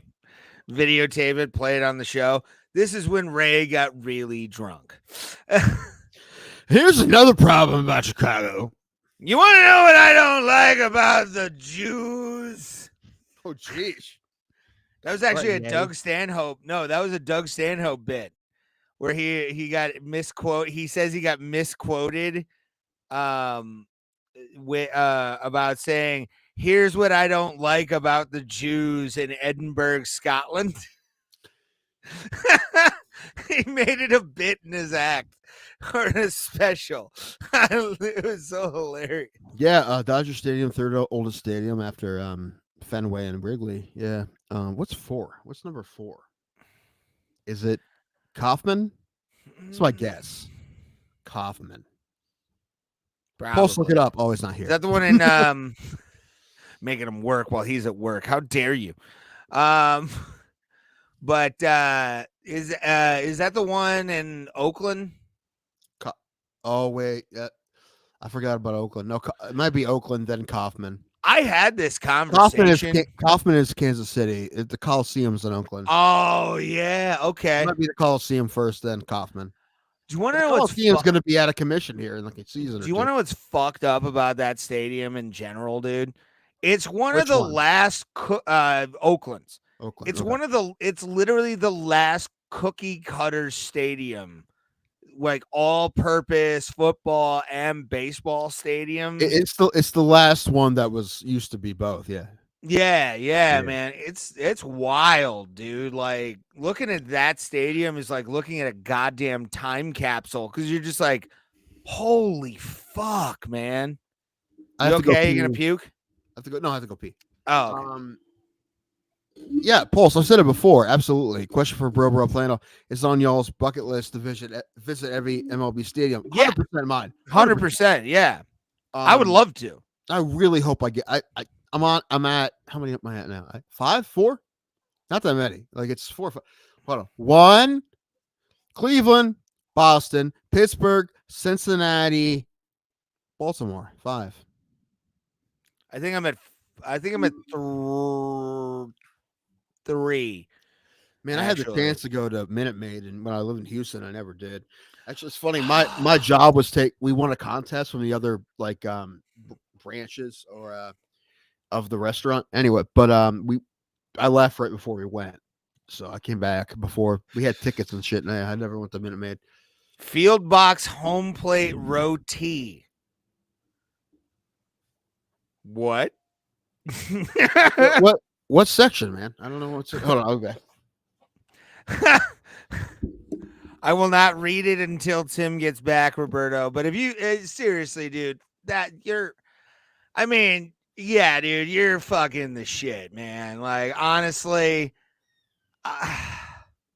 love you, Roberto. Thank you, dude. Like, the fact that you enjoy our nonsense enough to do the things you've done for us, it's very, very heartfelt. Like, holy shit. And we appreciate that, man. If I'm ever out in LA for comedy or anything like that, we will definitely get together for a day of just debauchery together. I will always be indebted to you, much like I'm always indebted to Maz for discovering us and bringing you guys to us. Once they send it, I'll send the tickets. I'll forward them. Dig it, bro. Like I said, man. The fact that you're even doing this for us is insane. And I love it for real. Like, this is I don't know, being online the way we have and having the supporters we do. I don't know how we really, you get to that point where you're like, I don't know if we're going to be able. And then all of a sudden you guys showed up and really made us love doing this on a regular basis. Because we have people that like us, and as comics, that's our. Please love us. Yeah. Like, we're looking for family approval. Like, that's what this is. Like, love me, mommy, love me, daddy. Like, that's exactly what we are as human beings. And for you guys to have embraced us, and a lot of you keep watching us on a regular basis, fuck, man. Like, it's insane that you guys exist in our lives, and we appreciate you, every single one. I'm going to take the sunglasses off just so you know I'm looking at the camera here. But yeah, seriously, guys, fuck. And you entertain us. Some of the shit you guys comment and everything. Like, we appreciate you guys so fucking much. It's disturbing. I'm not going to lie, but in a good way. Where it's like, holy fuck, people like us. We're like Sally Fields at the Oscars. Like us. You like me. He sent me the email. Thanks, man. It's weird because it says section 151 to 156. It doesn't say which one specifically. I don't know. When you get the actual tickets, it will make sense. Well, row T, whatever that row is. T, but yeah, no, 151 to 156 is pretty close to home plate. Yeah. 55 is where I was last week. Yeah, no, that's good. Row T is pretty good. We were in double A last time. Row T is real nice. That's I'm a really excited. good piece. I'm excited just for Barrio Tacos. Like, that's all I want. I want Barrio Tacos. You know what? The Barrio stand now. There's one pretty close, right behind the Jim Beam bar. So it's pretty close to where our section is. So Ray's got to get himself a Dodger shirt now. Oh God.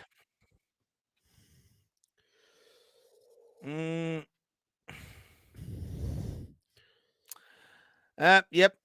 That's pretty great, man. I don't know what else to say. I think I've said about everything I could possibly say, and I will say it multiple times, but that's so awesome of you, man. I don't. Yeah, dude. I feel like we don't deserve nice things like that.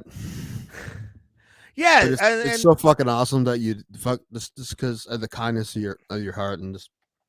Well, no, that's so what awesome. I was saying when it came to like. Because you enjoy our fucking nonsense. It's fucking. Yeah. That's so awesome, man. It's insane that we have people that like us. I didn't think that was going to be what happened, and all of a sudden, Right, and also I will say this: like a lot of people, like, oh man, why isn't it fucking 70,000 like fucking MMA holes? It's just the fact that anyone, like one person, even like this is our I don't know expectation. if we expected people like to give us donations that buy us fucking Guardians tickets when we started. No fucking way. No. So, and we will have a couple shots of tequila for Roberto Hernandez. Not tequila Quences, but we're definitely going to do some tequila shots. I might Uber home just so you can walk back to whatever hotel you're staying at. I get the I'll just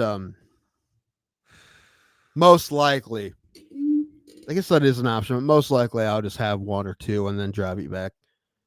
All right. Go home. Most likely. Although now that you say that out loud, I don't have the money for it though. That's all. That's just more cost efficient not to get hammered. Yeah, agreed. That's why, like, 10,000 subs by year's end, dude. We'd have to hit something fucking crazy. We'd have to have you guys share it out on everything. Any group that you're a part of that you can share podcasts, share us. Do that. I will say Get this too. people into what we're doing. Because Ray and I both had a moment recently where we kind of like, not real hard, but kind of like got in each other a little bit about the show not being better than it is. But that's past, right? That's fucking silly. Like, that's fucking. Once off mic, we are two insecure pieces of garbage with high school educations, and you have some college, but I dropped out, or I failed out of one and dropped out of another before. So did I. I didn't finish my degree. All right, so we're two fuckers with high school education. We'll call college dropouts. We can call ourselves.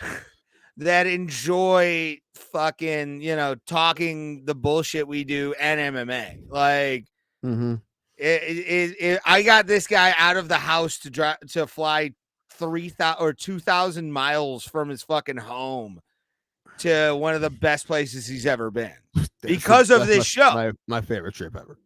Yeah. Anytime Vegas is, and Roberto, it's so fucking cool, dude. It's so fucking cool. I just love somewhere, like, I'm not a beach guy. I'm a do stuff guy. So I want to go somewhere where there's shit to do. Exactly. Oh, wait. Here's, whoa. What did you just call yourself?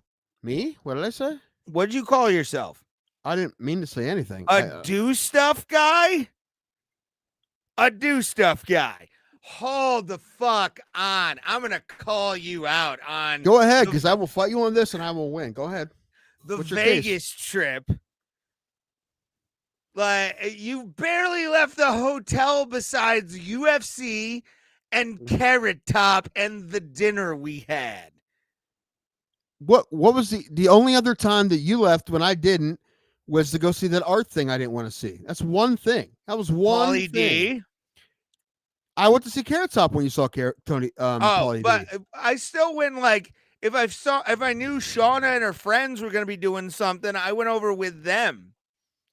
So I wasn't going to stay in the room and gambled and shit. I did while shit. You slept. The only thing I didn't do was go to the art thing. That's the only thing I didn't do.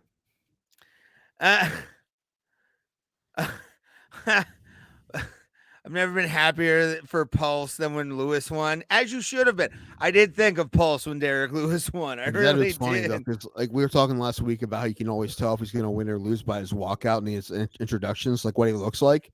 Yeah. And I remember on my brother's couch seeing the introduction. I'm like, oh, fuck, he's going to fuck this guy up. When I saw the 6-pack that was on Pulse. His best shape has ever been in. Pulse. Well, Pulse may have a 6-pack. Pulse too, we don't know. Derrick Lewis, I was like, oh shit, he's gonna win this. My big thing with that made me giggle was he did what Fabricio Verdum did against Travis Brown in Cleveland. He threw some bullshit that he thought would land or wouldn't land, and it fucking hit direct. Fucking Verdum hit that foot to that jumping side kick. But when Derrick Lewis threw that jumping knee, I'm like, what dimension are we in? Like, This is not Earth 616 right now. This is Earth like 8532. You okay? No, I'm looking at Vivid Seats. Vivid Seats has a weird way to do things. Who? Vivid Seats. I mean, this is where he got this tickets. I hope you didn't get ripped off, man, because it's weird that you don't get them instantly. Because like StubHub, you get them right away. It's weird. Vivid, it's weird. Have you used them before? I trust them, but I never spent used the Vivid money, Seats. so I'm sure if it's he spent the guaranteed money- too. Yeah, sure it's guaranteed. 200, as he just said, dude. 260, bro. Like, Yeah, no, I'm sure. I'm throw sure it's out the number, guaranteed. but he's willing to admit he spent the money. Yeah, dude, these are he, I mean, I he said believe it. I'll say it. These are $100 tickets, and then plus fees. Yeah, And I'll give a Ryan Kills even when he went because to the ballpark has closed sections. It should not have closed sections. It might, it will have places where the tickets aren't available, not closed. I mean, sold out sections. To him, that's probably what they call it out there is closed sections. Maybe. Hey, no, I'm not complaining. No, this is just the email they sent was weird. Hey, you know but what? listen, I trust you, man. I'm not. The last thing I do is fucking complain. No, yeah, trust me, Roberto. We believe you that you bought these tickets. No, You've no, come I through see him. enough He on definitely us did. where it's like, holy shit. And even other people, Ryan Kills has confirmed how much of a G this motherfucker is. Like, dude, we already love knew, Roberto. man. We already knew he was. Absolutely. Also, I'll say this too. Like, all the other people who hang out with us to support us are also G's. Just because they can't give us money and buy us things doesn't mean they're not G's also. But they give us the views that we need for us to become monetized, especially on YouTube. Like, not Right. I'm gonna go also, pee real quick. I'm since just you went pee. laughing now at us like fucking having a. Where's it going? Where'd you go? I'm going to pee. I'm laughing at us right now, not having a real spit up, but it's like that day I was with my brothers and you sent me a bunch of stuff and you weren't wrong, but like, well, some of the stuff was kind of silly, but I'm like, looking back, I'm like, it doesn't fucking matter. We're on the same page about most stuff, really. Oh yeah. And the real thing that really matters is that we're having fun, and if things get more serious, then we got to be more serious. But like right now, it's not. Tim, what? I have to. You need to remind me of something after the show. I can't say it on air, but you reminded me of something. It's like an ancillary thing, nothing else, nothing related to what we're talking about, but something I need to talk to you about that I'm concerned about. It's about stand up. No, but we'll talk about it after the show. Remind me. All right. But I'm gonna go take a leak real quick. You talk to the people. To the people. All right, let me take a look at the scores here. Yeah, Roberto, has Ahmed Rosario done anything for you? I know you're probably completely fine, if not happy, to get rid of Noah Syndergaard, but he pitched pretty well yesterday. I honestly think we have like the pitcher whisperers in Cleveland, so I think that he might. I mean, I'm not going to say he's going to be the old Noah Syndergaard. He's never going to be that again, but like, just usable and okay. He's some innings, not pitched too bad.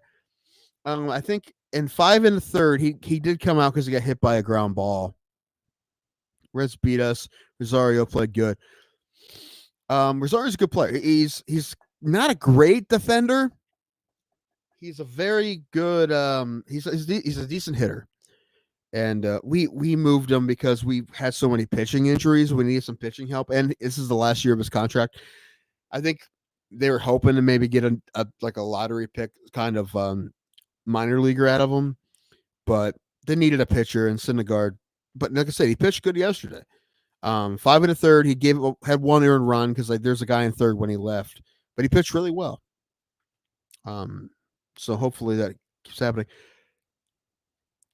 Dodgers choked before trade deadline. We need a starting pitcher. What's really the craziest move I think I saw was that Verlander was traded back to the Astros. It was crazy. He left the free agency and the Astros just traded for him. There's a lot of big moves. The other one in Cleveland did is they traded Josh Bell for another guy who was a first round pick a couple years ago, a middle infielder who is high up was high up in the Marlins organization, and also Gene Segura, but they're gonna get rid of Segura. They're gonna release Segura to open up a roster spot or a 40-man spot. Max got traded to Texas. That's true. Yeah, Scherzer also got traded to Texas. Another really big trade. Rays Pirates got rid of just about everybody.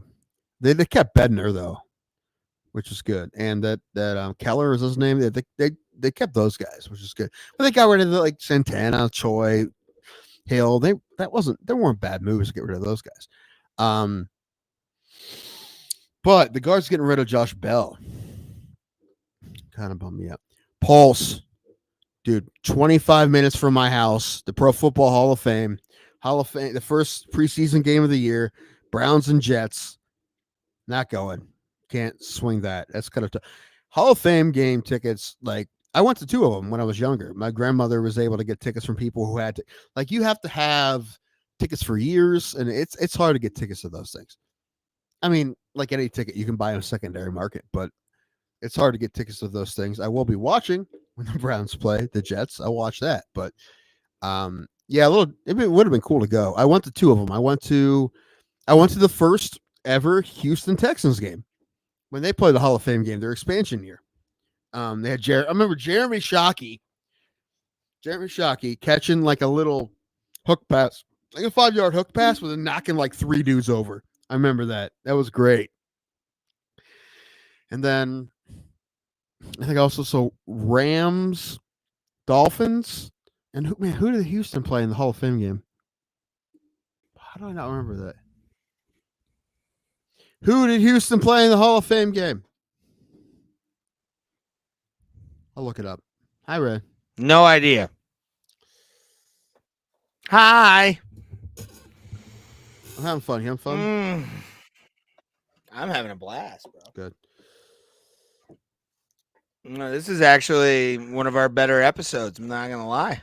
I think we only think that we're drinking. Yeah, of course, but that's how the fun comes out. You 2002. Okay. 2002. I was there. That was their first year in the league. Yeah, that was it was their first game ever. Yeah. Oh, I just clicked on a site that has the answer, and now your not phone coming has up. AIDS. Is that what you're saying? Right. No, I like still going, homie. My friend's like, what? Giants, New York Giants. That's right.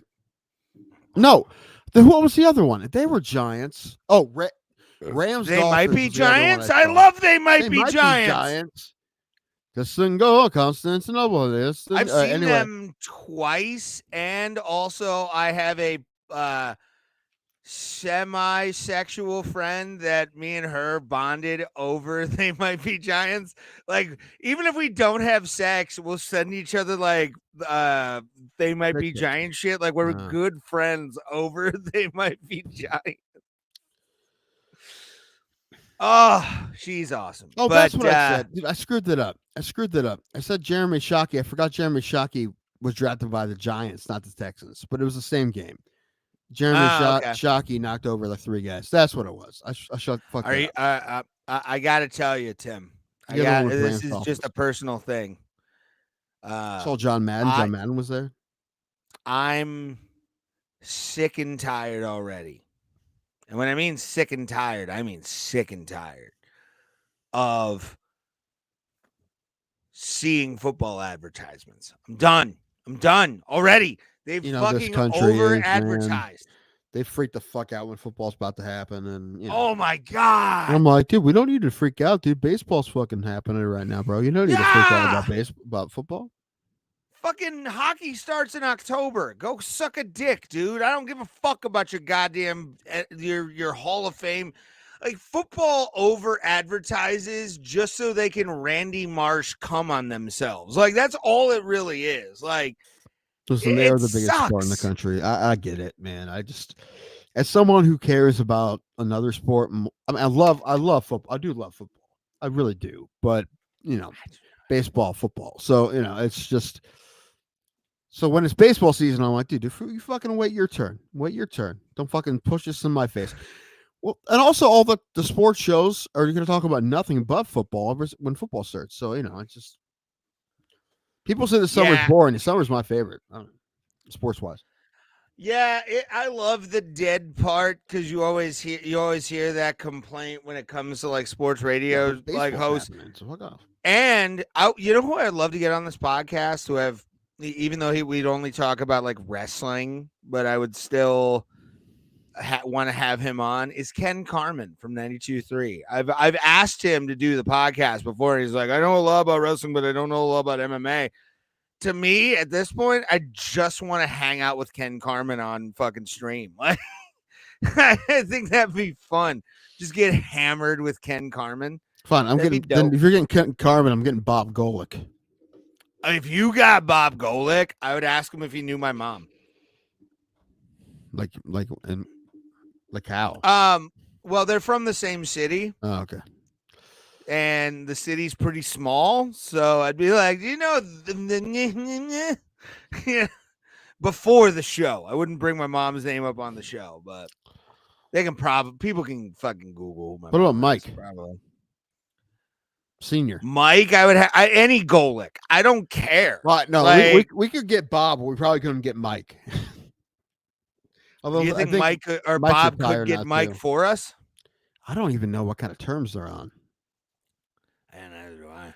Dude, I listened to him the other day when I was driving up to Parma on 101 for a minute, and apparently, which I've been on that channel a couple times, 2 or 3 times.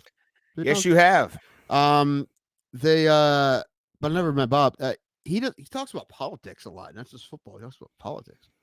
Hey, I mean, if he sounds educated on a topic.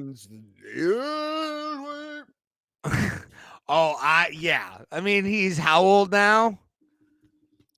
In his 60s, maybe. Yeah, he's the older one, right? He's older than Mike, and Mike's.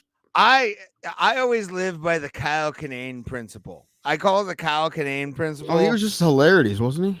Yeah, he was. If I didn't get my OBI, I would have been going. I was planning on seeing Kyle Kinane. Fuck, I would love this to see weekend. Him. Yeah, fuck. I've seen him twice. I saw him at Grog Shop and I saw him at Beachland.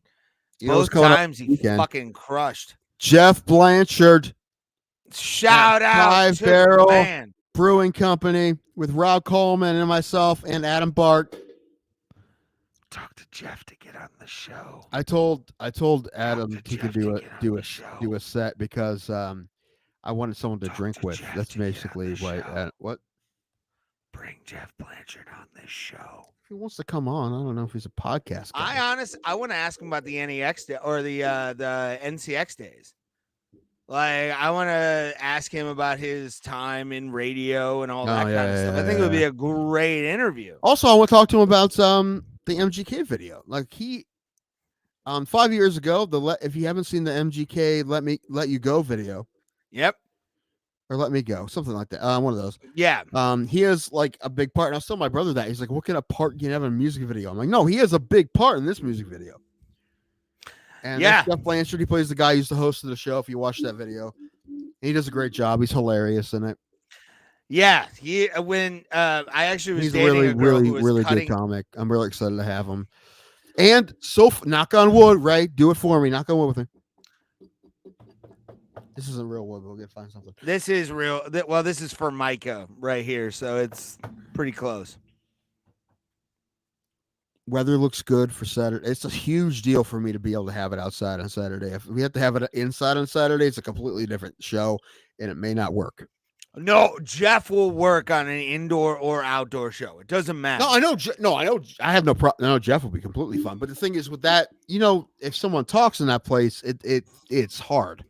So outside would be really would the best, and I hope that happens. I got to get a hold of the guy with the equipment. Apparently, I have to do it by myself, which I'm not really excited about because I don't know how to fucking set it up. You need to hug him for me. So, like, when you hug him, be like Ray Highclack sends his love. I don't think he'll give a shit. Let You Go is the name of the song. I believe so. Yeah. Okay. I just messaged an MK or MGK aficionado to make sure you were right on that. I fact checked you. You could have just looked on YouTube. No, here's the thing, and we've mentioned her on the podcast many times. Shauna is a massive MGK fan. She went to the Cleveland stadium show that happened this last summer. I dropped her off and then went and did stand up over it, like down the road from the Dropped her stadium. off and then went and did anything else. Dude, that's the first time a crowd has ever given me anxiety. Dude, because there were so many people around that stadium, like driving. You're like, I don't want to hit anybody. I don't want to hit anybody. A lot of neck tats, huh? A lot of neck tats. A lot of big girls. What was that?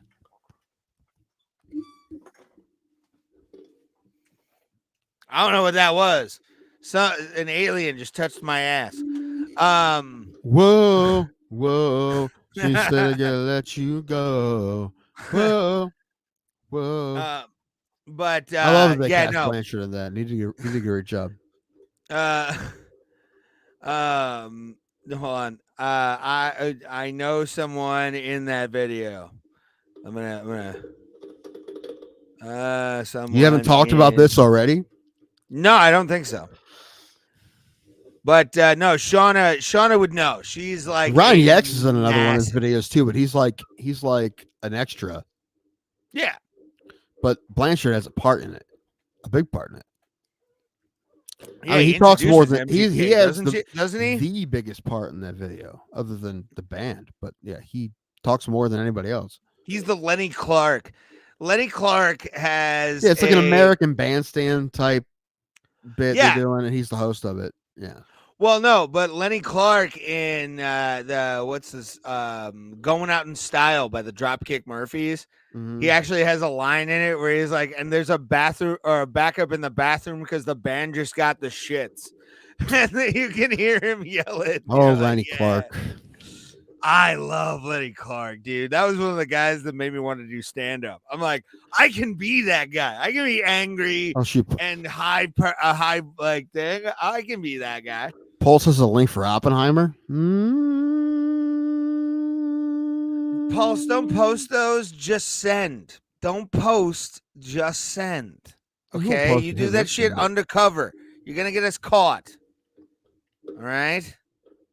I do want to watch Oppenheimer though. It's weird. It's the reviews are either love or hate. It's very. You know what? Love or I'm hate. gonna shout out, and I'm gonna give a shout out to somebody here. Brett Cooper, who is one of the Daily Wire people. She gave a great reason why it's a good movie, and it made sense to me. Where she was like, it's sort of a commentary on modern day feminism. Oh, okay. So Oppenheimer, it's really not Barbie. No, I heard the Ben Shapiro thing, and he liked it. He actually did like the movie Oppenheimer. He thought it was really good.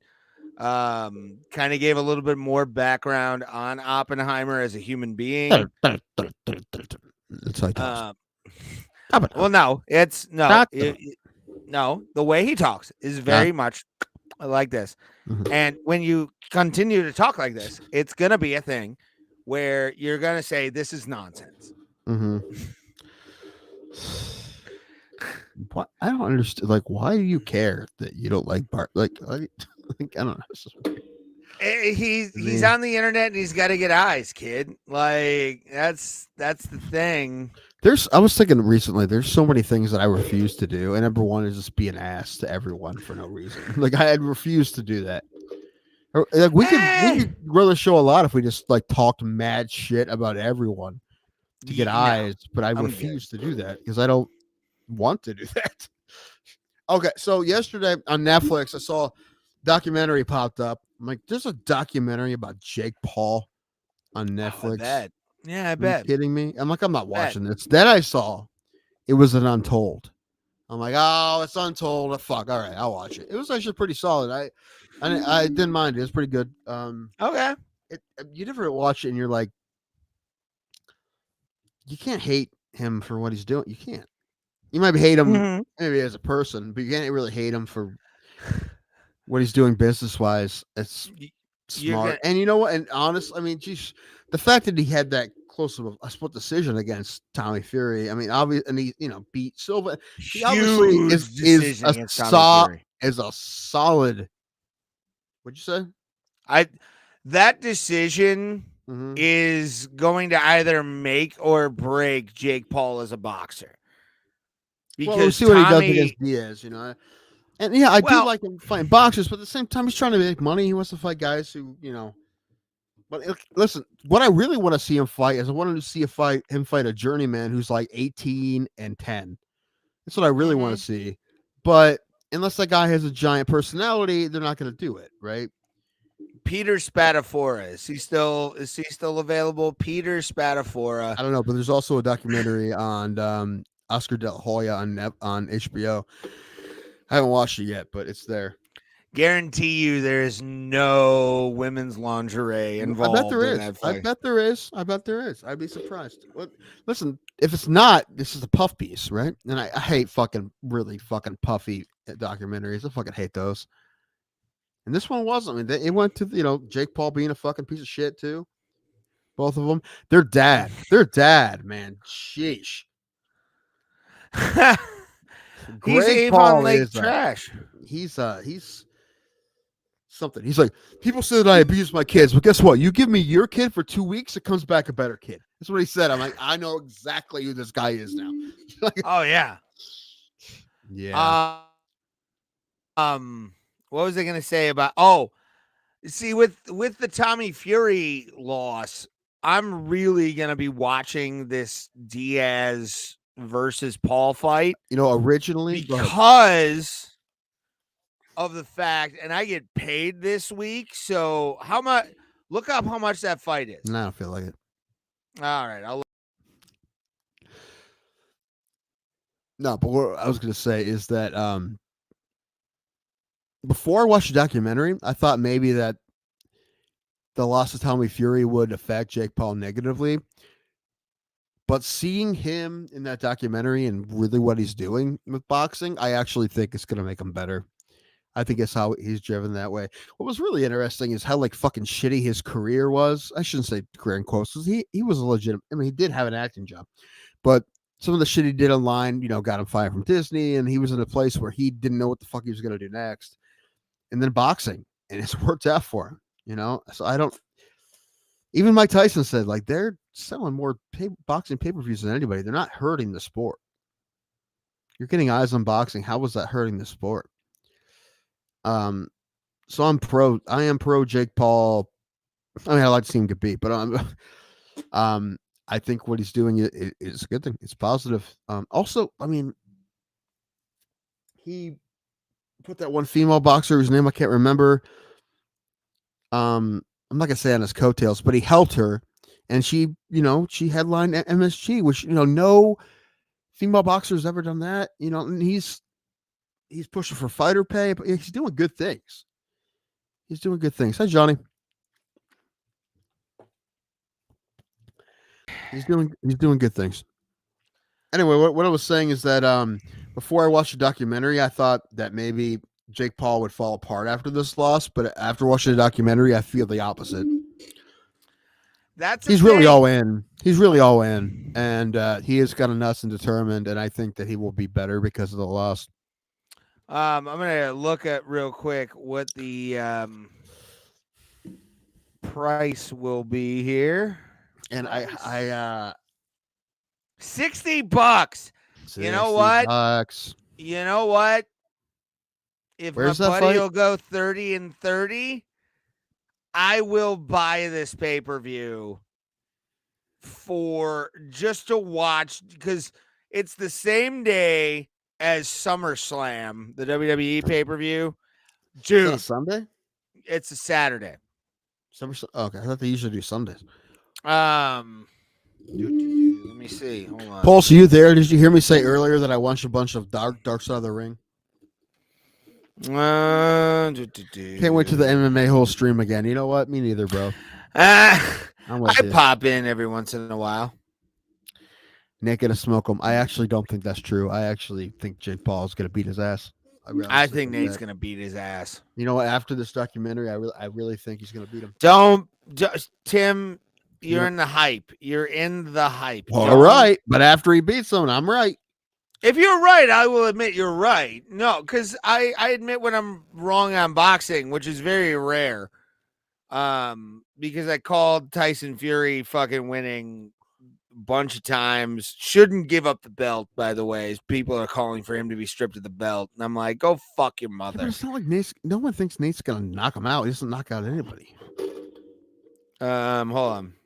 I'm trying to press. What? Come on. Looks like it's this Saturday, kid. Is it? Yeah, it's this Saturday. Yeah. Did you see the plane ride from hell? Yes, I did. And as I said very passionately earlier, I tried to say it not quite the way I did before, but unfiltered honey, like from the bees, that's the best honey I've ever had. Anyway. Just bite into a comb. Right. Anyway, I still don't understand how people can watch WWE. They're not a good company. You might like their product, but they're just nonsense. That's just terrible people that run that shit. And like the fact, the biggest thing that it's carnies. That's who runs. I'm not Ric saying it's Flair, right. After sexually assaulting a flight attendant, they didn't even fucking talk to him. They didn't reprimand him at all. What the fuck? I mean, they removed him for a long time. Like even like he doesn't show up. His daughter is one of the top female wrestlers in the company, and he is not allowed to be at like shows anymore for WWE. Yeah, they didn't do shit then. Okay, so this is what I told Ray earlier. 3 I watched. 1 made me pissed. That was a plane ride from hell. 1 made me cry. 1 made me laugh. The one that made me cry was make you cry? Canyon. Oh yeah. Okay. Canyon. That one made me really sad. And then the one made me laugh. It was the Rob Black fucking the XPW. Yeah. That's fucking hysterical. Fucking New Jack almost killed somebody. Again, I gotta watch the New Jack one. The New Jack one. The New Jack. I mean, you want to talk about a guy who, like, death-wise, hit me the most. I've never cried to Dr. Dre and Ice Cube's Natural Born Killers. Oh, he died? I didn't realize that. Yeah, he passed away a couple of years ago now. We talked about it on the show, actually. Me and Thomas did. Or a year ago on the show. But nothing made me cry more than when New Jack died, and I cried to the song Natural Born Killers. Like, I actually, because every time I hear that, I think of New Jack. I think of what he did, bringing like maintenance fucking tubs, like in arenas, you know, those like big gray arena tubs that people bring around that has trash in it. He had it filled with fucking everything under the sun that you could possibly think of, including golf clubs at times. And you live out of it? No, he lived pretty well. Unless Paul E bounced checks on him. Then he threatened to stab him. Can you imagine Ray cry? Rough. Thank you, Casey. It is a rough cry. How high am I? I'm pretty fucking high. I'm actually going to pack another bowl before we're done. What I was going to say is that, the one I started watching, I'm going to finish it. I just started watching the beginning of it. It was the one, I can't remember the guy's name. What do they call him? A worker? Is what they call him? Are you talking about Bruiser Bedlam? The guys what do they call the guys who would show up and lose all the time? Jobbers. Jobbers, that's right, jobbers. Yeah. He was a jobber who was also a head of a biker gang. Bruiser Bedlam, and he wasn't a jobber. He was actually pretty prominent in a couple wrestling organizations. Well, then maybe it was somebody else because they were talking about this guy being a jobber. Well, I don't think it was that guy. Maybe, I forget. Are you talking about? Well, no, because Bruiser Bedlam like blew up like buildings apparently and did all this shit. And I haven't watched that one. That's one of the ones that I haven't watched yet. Or Another one remember. I watched, which I actually thought was great. Oh, you know what I did realize about wrestling is that I didn't realize this. That wrestling was in like a law, a dead spot until Vince Russo saved it. I didn't realize that.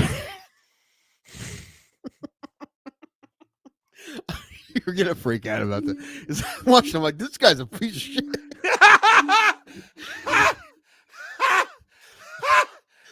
And like, I just kind of get that guy's personality. Like, he thinks he knows everything, although he's like way out from the. Like, I understand that kind of guy. Bro, let me tell you, bro. He might be a decent person. I know but... what I'm talking about, bro. Yeah, dude, I've met guys like that, and I'm like, I understand 100% with this kind of guy. Vince Russo blocked me on Twitter after I called him out on a fucking thing about Samoa Joe and Finn Balor not being like superstars and the crowd wanting to see them wrestle each other. And they did, but he blocked me because I'm like, oh, apparently they're not stars. They're not being reacted to. This would be like if something like if a non-jock acquired a football team and thought he should be the coach. Like that's what that just hearing that guy from a couple. Have you interviews, watched the Brawl for All episode? That was the one I was talking about. That's the one I saw. Okay. And number one, loved it. Was it a terrible idea? 100%. Would I watch WWE if they did it again? 100%. No, no. Would love it if they did it again. I love how you did send me a picture of Jim Cornette where he was like, or no, you were just like, I really like this Jim Cornette fella. I love how, like, to this day, he wants to beat the fuck out of Vince Russo. Oh, there apparently, and he has said this, but I don't know if Jim's joking or not. And I don't think he is. I've met Jim Cornette, and I'm so meeting Jim Cornette was a moment in my wrestling fandom where it was like, holy fuck, my first wrestling manager I hated. Like when him and the Road Warriors, or when the Midnight Express and the Road Warriors did the Night of the Skywalker scaffold match, and he injured his knees. He dropped like 12 feet. And which one was Laurinaitis? The Dynamic Dudes. Yeah, which one was he? He wasn't Shane Douglas. Which one was he? He's known as Johnny. Johnny sucks Shane's dick. Have you ever heard? No, you don't know that story. So there's a tag team called the Dynamic Dudes, and in Philadelphia, these people on a bed sheet wrote Johnny sucks Shane's dick and hung it over the fucking railing. Was one of them Hawk? Like, what was the name? No, no. You're thinking Joe Laurinaitis. Joe Laurinaitis. Yeah, the Laurinaitis. Yeah, Laurinaitis. John Laurinaitis is Joe Laurinaitis' brother. No, I'm thinking of the one whose son played in the NFL. Who played at Ohio State. Yeah, Joe Laurinaitis. Okay, This is yeah, who that's you're what I'm thinking thinking of. I didn't he know recently passed away too. Yeah, within the last couple of years, he's passed away, and that was another one that hit me hard. Does TV now, like for Big Ten Network and shit. Yeah, that's Joey. Joe Great linebacker Joe Laurinaitis Jr. Yeah. Yeah, because everyone when he played there would wear the fucking shoulder pads, the spikes on. Yes, they would. It was fucking cool. Yeah, it made me. That's love what I learned. Ohio I didn't know State about again. him until then. But yeah, that tag team, man. You want to talk about one of the greatest tag teams of all time? Is the fucking Road Warriors, man. Oh, so good. You know what pissed me off about Brawl for All? Well, a couple of things, but the main, like the fact that they fucking punished the guy for winning. What the fuck is wrong with you? They did. And also, they told him they were going to put him over, and they wouldn't. No, how did they not figure it out? They could fucking figure it out. They told the guy they were going to, so fucking figure. If it doesn't work, I don't believe give it a go. Bart Gunn.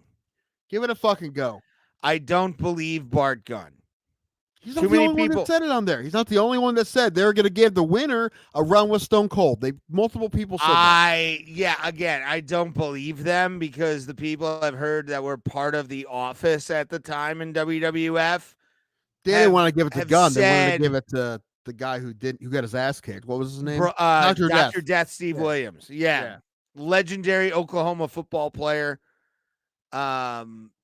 And dude, however, dude, it was a terrible fucking idea for pro wrestling, but as someone who's not a fan, I would absolutely love to see who's actually the toughest, and I would love it all the time. They didn't do it once a year, but they would. Do you want to know what makes me? And I kind of want him on the show, to be honest with you. I kind of want him on the show to talk about the Brawl for All and how he backed out of it. Dan Severn.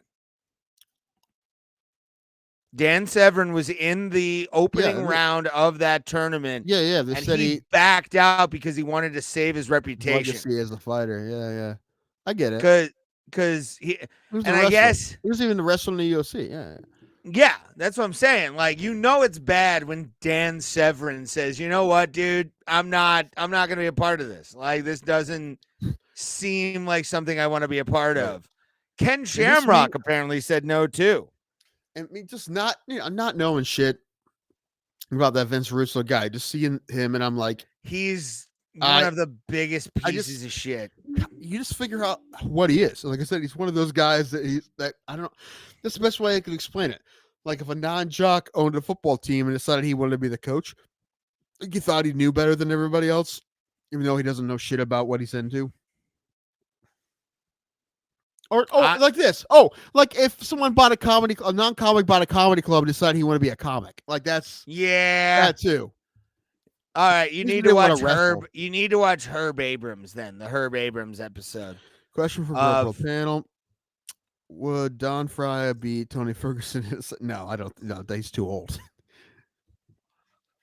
Are we talking tested Don Frye or non-tested Don Frye? If non-tested, Tony loses every day on Sunday included. But I don't know. I think Don would crush him if he was on steroids. I love when he went on Rogan and said, "I want to get fucking stem cells so I can fight Ngannou." I love Don Frye. Dude, I'm more interested in getting the old guys than the new guys, honestly. I mean, we still need our first active UFC fighter. We haven't had one of those yet, but I love Pulse's comment here. Russo single-handedly killed WCW, which he did. What? I told you that I think it's because there was a boxing match. My stepdad was all about, we watched wrestling and he decided like, let's get WrestleMania one time. It was Butterbean WrestleMania 15. I know exactly which one you're talking about. It was when Bart Gunn knocked the fuck out by Butterbean. Yeah. That was the only one I ever saw. And I remember that a lot. Yeah, he wasn't punished. I'm sorry. Bart Gunn was not punished. Bart Gunn was not figured into any kind of plans that WWE had. He fucked up their plans. Yeah, he did. For sure. And he got punished for it. You just say he wasn't punished. I think he got punished by fighting. You just said he wasn't punished. But again, looking at the whole thing, it's like, dude, you fucked up because Dr. Death Williams versus Steve Austin would have been a fucking sell. I'm telling you, it would have moved tickets faster than anything ever. What would have? Dr. Death Steve Williams versus Steve Austin. Then they should have just did it. They couldn't after he got his fucking ass kicked. Or it's like, according to it'd be Bart like Gunn, Tyson Fury. Which I believe him because he's a wrestler, saying like, "Hey, you want him to win." And I'm going to do this. I don't want to jinx this, so I'm going to knock on wood. Here's me doing this, knock on wood, that Tyson Fury beats Francis Ngannou. Because if Francis Ngannou beats Tyson Fury, there's no world title or no unified title fight for Tyson Fury at all. The world. That changes the sport. That changes society as we know it. That changes reality. If Francis Ngannou beats relations are better because he wins. Sure, why not? It changes everything. I don't know. Tyson Fury is my great white hope here. I want him to win so bad as a gypsy, different as part because gypsy in my life. It's a difference because he's going to win, right? Well, I'm hoping. You assume. Acknowledge your Canadian white brother. God. I do have a question. This has nothing to do with anything we're talking about. Can we change subject yet? Yeah, we can change subject. I'm checking to see if I got my money this month. Probably not. Because My when it shit happened, goes in at 1 a.m. So when what the fuck? What did I? What came Ryan out today? Kills sending a comment via Twitch. Love you, fuck it. buddy. But anyway, when I get it, I have to book my trip for next month, which I'm absolutely fucking doing. Going to see Bowling for Soup in Pittsburgh by myself. How much are tickets? $30. They're on a Wednesday. That's on a Wednesday. Yeah, I can't go. You're gonna have to go why, by that's yourself. why. Yeah, that's why. But I had some. I went last time they were around. They didn't come to Cleveland or Columbus. I came to Pittsburgh, and I went, and I had a fucking blast. It was 2 years ago, and I'm going again because of how much fun I fucking had. But the difference now is this place is a little closer to downtown. It's across the river. It's in Millville. It's at an old church. Mr. Small's Theater used to be a church, and it still looks like a church. Yeah. Which is cool. I like venues like that. It's fun, cool. But the problem now is I'm trying to figure out where I'm gonna get to stay, and that's been a problem. I've been looking like every day. Hit up Shannon Norman. He might let you sleep on his couch. No. Hit up comics. That's what I do. No. Come on. Now, unless I'm doing a show, I'm not gonna fucking do that. Oh, by the way, Johnny Smith, go to hell. CM Punk is the god of professional wrestling right now. Couldn't even beat Mike Jackson in a fight. Come on. But he's the greatest pro wrestler ever. He makes But he me can't feel. fight. I don't give a shit. He makes me feel when he wrestles. Because he shits himself? Anyway. He That's proves 'cause his he was pants to get his ass kicked by antibiotic real dope, fighters. son. That's all I know about him. He gets his ass kicked by real fighters, and one that's not even a fucking real fighter, Mike Jackson, and he shits himself. That's what I know about him. A real fighter. And his name's Nicky Phil. Gall, I'll give you, but not fucking Mike Jackson. But Mike that's Jackson's even worse. with him. Dude, that's worse for Punk. I know, but he's a great pro wrestler. Like, he makes me feels like. Okay. Anyway, so this is the options. All the most expensive options are downtown, right? But and also like $170 for a stay night. in fucking Robinson Township. It's usually cheap. Yeah, but I have to Uber. Okay. And so I didn't want to stay downtown. So the two hotels that are out of downtown are actually west of the venue. There's a Red Roof Inn and another place called the McKnight Inn, and their reviews are horrific. I was about to say, never go to a place that sounds like McKnight Inn. You're immediately asking. Well, for it's bedbugs. the road is McKnight, but the Red Roof Inn next to it, I'm like, it'll be okay. Then I look at the reviews, and they're just like, and recent reviews, they're just garbage. I'm like, yeah. Right here. And then I'm like, you know what? Let's fucking look at Airbnb, and it might be the best option. There's Airbnb that has great reviews, and it's somebody's finished basement, but it has great. I know it sounds like a murder basement, but it has great reviews, and it looks great. And even Alan's like, I'll be looking for a co-host in a couple weeks, guys. Hey, they've had 80 some people stay there, and no one died. They have like 4.99 or whatever fucking shit. Anyway, there's probably a review that said thought this was a murder basement. Maybe. But 5 also, stars. It'd be $100 altogether, and there's parking there, and it's 3 miles from the thing, and it's on the other side of the river, not the city side, the other side. North Shore, south side. Where we looking at? Oh shit, what's it called? The venue's in Millville.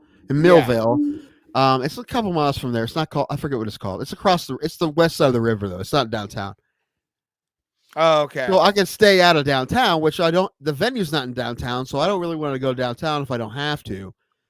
Until maybe the next day, if I hit up Panani Brothers, which I might do. You should. Airbnb rentals are from serial killers and 40 cameras in the rental. Well, yeah, maybe. Well, the one we stayed at in Cleveland was great because it was ran by a company. You know, there was only an Airbnb. This one, it's finished basement. It's already only an Airbnb, but the people live upstairs. The only problem I think of is that I'm going to be stumbling in drunk. Is that okay? I mean, I'm not I'm not like gonna like. As long as you're not like a loud problem, I don't see. No, I wouldn't think so. Just me by myself. The weirdest thing though, it's not a huge deal because I have my phone, but it's weird that there's no TV there. Huh. But it's $100 and it's clean. It has great reviews. It feels a little weird, Airbnb, but it's one night and it's just. I mean, if the best deal I found at the Holiday Inn was like $120, but then they had to pay $30 for parking. It just. Ew. I feel like I might just do the fucking Airbnb. Yeah, do the Airbnb, homie. It will be fine. Yeah, it's a place to stay. I mean, it's a when I went to residential see, neighborhood, and I'm gonna get an Uber. It's fine. My best Airbnb story was the guy who owned the Airbnb in Detroit that I went to was working on cars next door and houses to like turn the block basically into an Airbnb block. That'd be fucking cool. Yeah, it was kind of like a dope. hotel block. Yeah. But after I came home from the Insane Clown Posse show, it like dude didn't bother me. I said bye to him. He was kind of a weird dude, but like he was working on the inside of houses and shit. So I'm like, he's probably fixing up the block to fucking sell for Airbnbs. Mm-hmm. Yeah, I mean, the Red Ribbon would be cheaper, but the reviews are so fucking bad, and I'm like, I don't want to fucking. Yeah, know. anytime if it's 2 stars or below is when I'm like. Well, I was looking. I'm like, it probably won't be that bad, but like they're all recent and they're all like really bad. Like the room smelled like it's a non-smoking hotel, and the room smelled like smoke, which I can't handle because I'm not a smoker. I mean, that's just one thing, but it's all kinds of shit. But this one has great reviews. Like I said, there's no TV, but that's not a big deal. Yeah. And I'm gonna be fucking Ubering anyways. And I could park at the house. They're upstairs, but you have, your own check-in, so I don't even have to talk to them if I don't want to. You're probably gonna have to deal with one of those fucking lock boxes. Yeah, that's what Alan had to do, and that was weird because we had to go find it. It was in the mailroom, and there was a bunch of them scattered around. We had to find the one that was the right one. It was weird, but no, it would be fine probably. Because also, if you need anything, you can probably just knock on the fucking door. I mean, if you really need something, I don't know what I'd need, but because I mean, it's a finished basement. It's an Airbnb, and then they're upstairs. So yeah, one night, not a big deal. Hey, you guys have anything to eat? Yeah. You guys have toilet paper? I used up all of it because I ate a bear burger. Right. Now, even if I'm not bear burger, I'm gonna be beer drunk. I don't say anymore. Number one, I don't get fucking ridiculously rowdy by myself ever. Yeah. Like I'll get loud when I'm talking to people, like most people, but that's about it. Like, so I would be beer drunk. I'll be hungry, which would mean I just gotta prepare. Yeah, Uber Which Eats. The last time I went, I got McDonald's beforehand, and it was the best thing I ever did. So I'm gonna have McDonald's or something waiting for me. Dude, there's no longer a McDonald's in the city limits of Pittsburgh. The last one closed. Really? Well, the one I went to wasn't in the city limits. It was, but I wish you were playing Jurgles again. That was fucking great. That was, and you know what was awesome Jurgles about was that? great. The one that moved is it was one. Pittsburgh's a test market, so you were able to get like test market-y fucking like cool. Shit. Like I think the McRib. We got the McRib before it was like a thing. Right. In Pittsburgh. The McChicken patty. There's things that didn't quite make it. Yeah. Yeah. But yeah, dude, like Dude, you remember all the shit McDonald's they used to have like wraps at one point back in the day. They had pizza. Yeah, remember pizza, McDonald's pizza? Dude, I did not touch McDonald's pizza. No, I mean I was a kid. You know what I really liked, and really it was just because I just like this to be. But broccoli cheese soup. They used to have broccoli cheese soup. I think they still do actually. Some of them do. I don't know. I usually just get a double quarter from there, and that's it. My My favorite. I like a McChicken and I like a filet of fish. And the burgers, there's better places to get burgers. I don't like the burgers. I gotta tell you something. I want McDonald's right now. Well, here's the thing. I'm never going. Somebody DoorDash me. I'm never going to order McDonald's from like my city again, because I ordered a double quarter pounder from my city and it was $14. What? Shit's getting expensive over here, man. Like, I need to move to like somewhat ghetto neighborhoods for me to feel like, $10 is good or $11 is good. Oh no, it's actually near a place where I work. No, it was at a place. Yeah, it was like $14. It wasn't Willowick, but it was pretty close. Filet of fish, exactly like a sweaty pussy. Depending. I mean, some women are like trout, some women are like fucking rainbow fish. You gotta kind of find your scent. Do you have a Denny's by you? It's a Swanson's now. Okay. Yeah. I don't think Denny's are in my county at all. Okay. I was gonna ask because we have Waffle House, which is weird. Does Denny's has their own DoorDash restaurant called the Meltdown, which is like grilled cheese sandwich, kind of like Melt. Yeah. I haven't gotten anything from it, but it's Denny's basically, but it has Yeah, I don't know, man. Tartar sauce is disgusting. Denny's is a racist restaurant only after 12 a.m. But yeah, man, I don't know. I like Denny's. Actually, one of the greatest dates I've ever had was at a Denny's because of the people behind the booth I was in. I was with the girl I was seeing with for a long time. And I'm listening. This guy was on a terrible date, like wasn't really landing anything with the girl he was with. And he started to be like, you gotta love magicians. You gotta love magicians. She didn't say I'm a magician. Hold on. Oh God, his mom's yelling. But like this one, he was just like, kept saying like, how do you not love magicians? Do you not love being entertained? How about hypnotism? And the way he said hypnotism has been stuck in my brain for nigh on 10 years now almost. But like, I'll never forget the guy just yelling hypnotism at a Denny's at like 10 p.m. on a Saturday. Like, you could tell that guy was trying hard for the pussy and he wasn't getting it at all. Oh. One thing I remember is being at a Denny's and some guy was in the corner by himself and he gets on the phone and he goes, okay, are you ready? Okay, ready? Okay.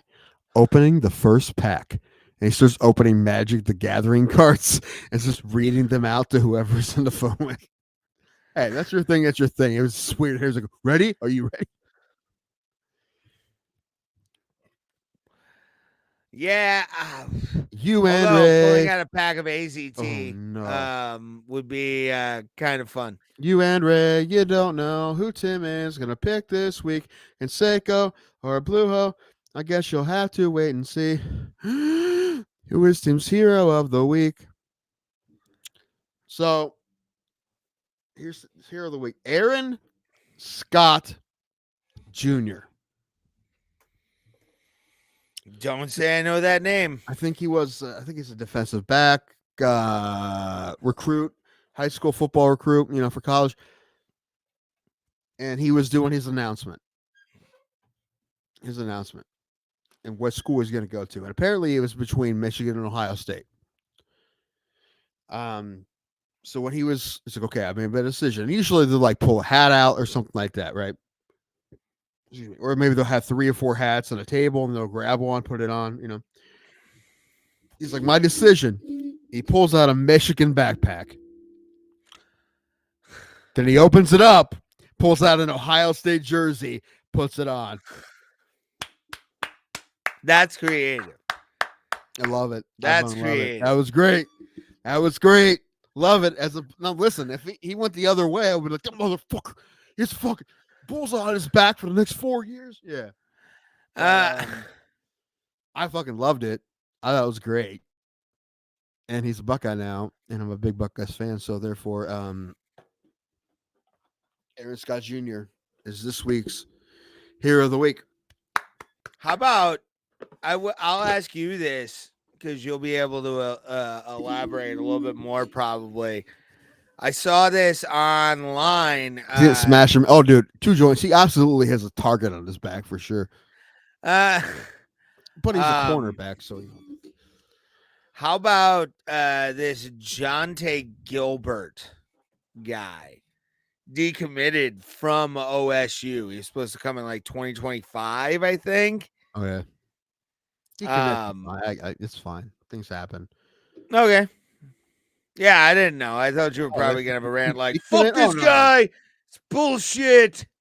Nah, man, decommits that. You know, you learn new information.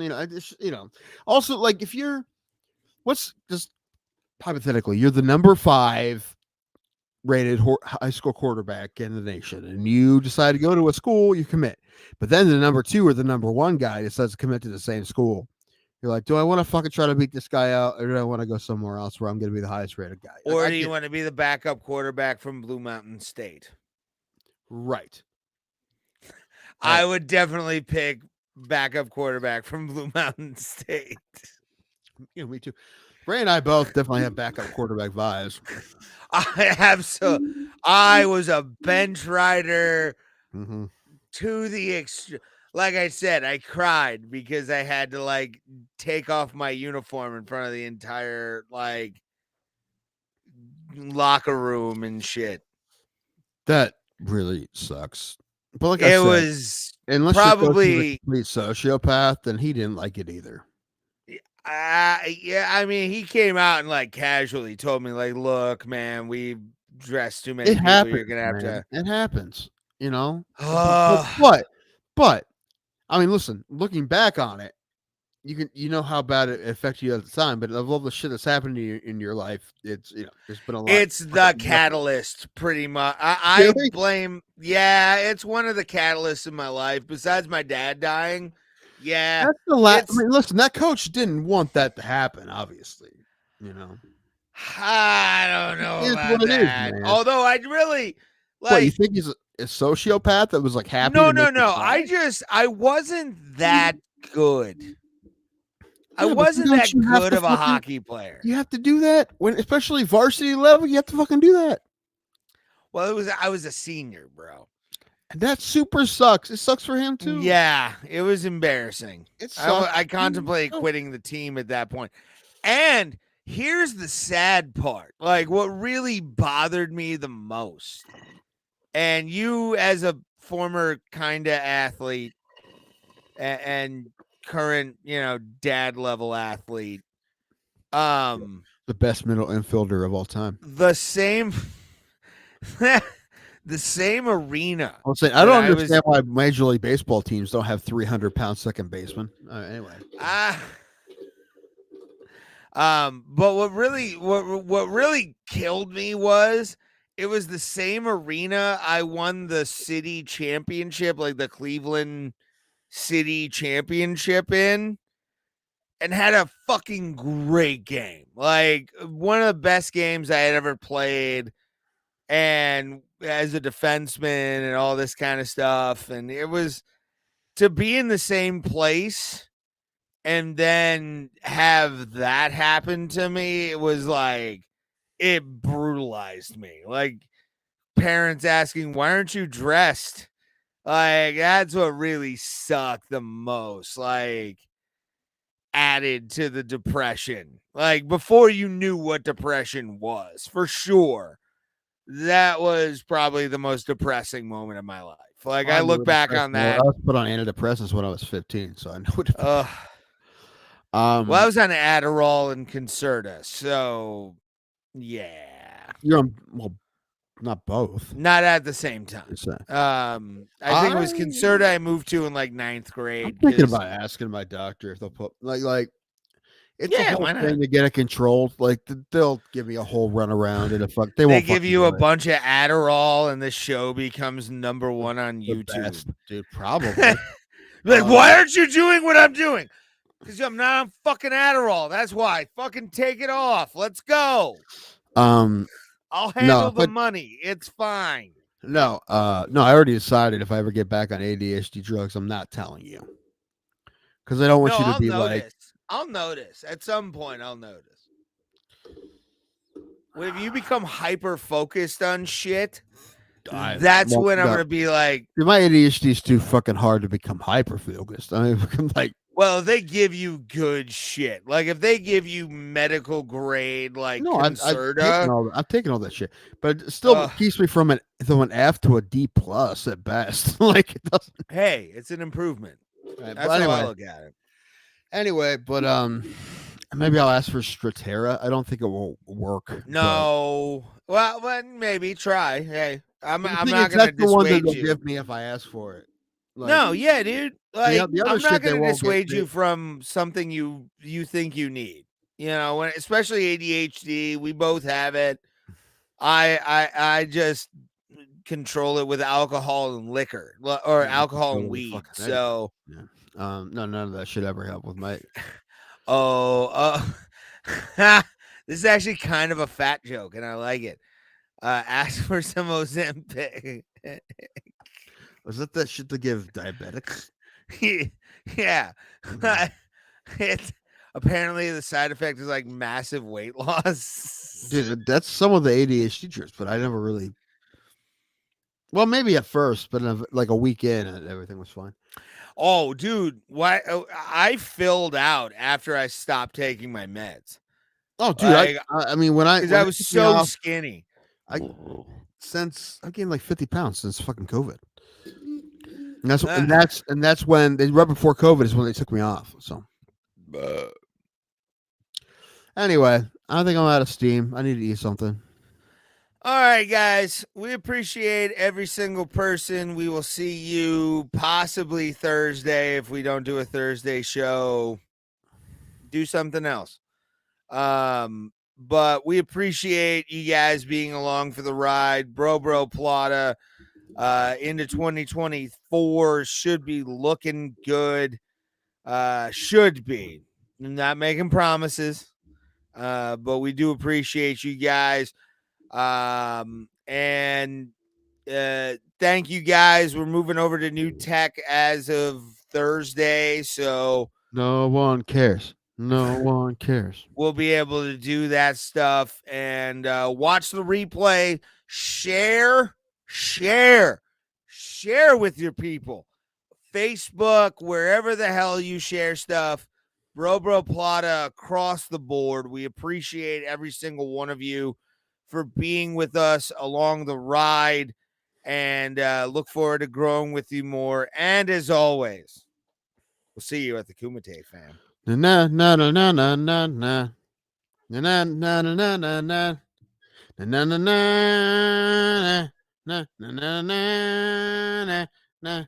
na na na na. Tequila. Tequila.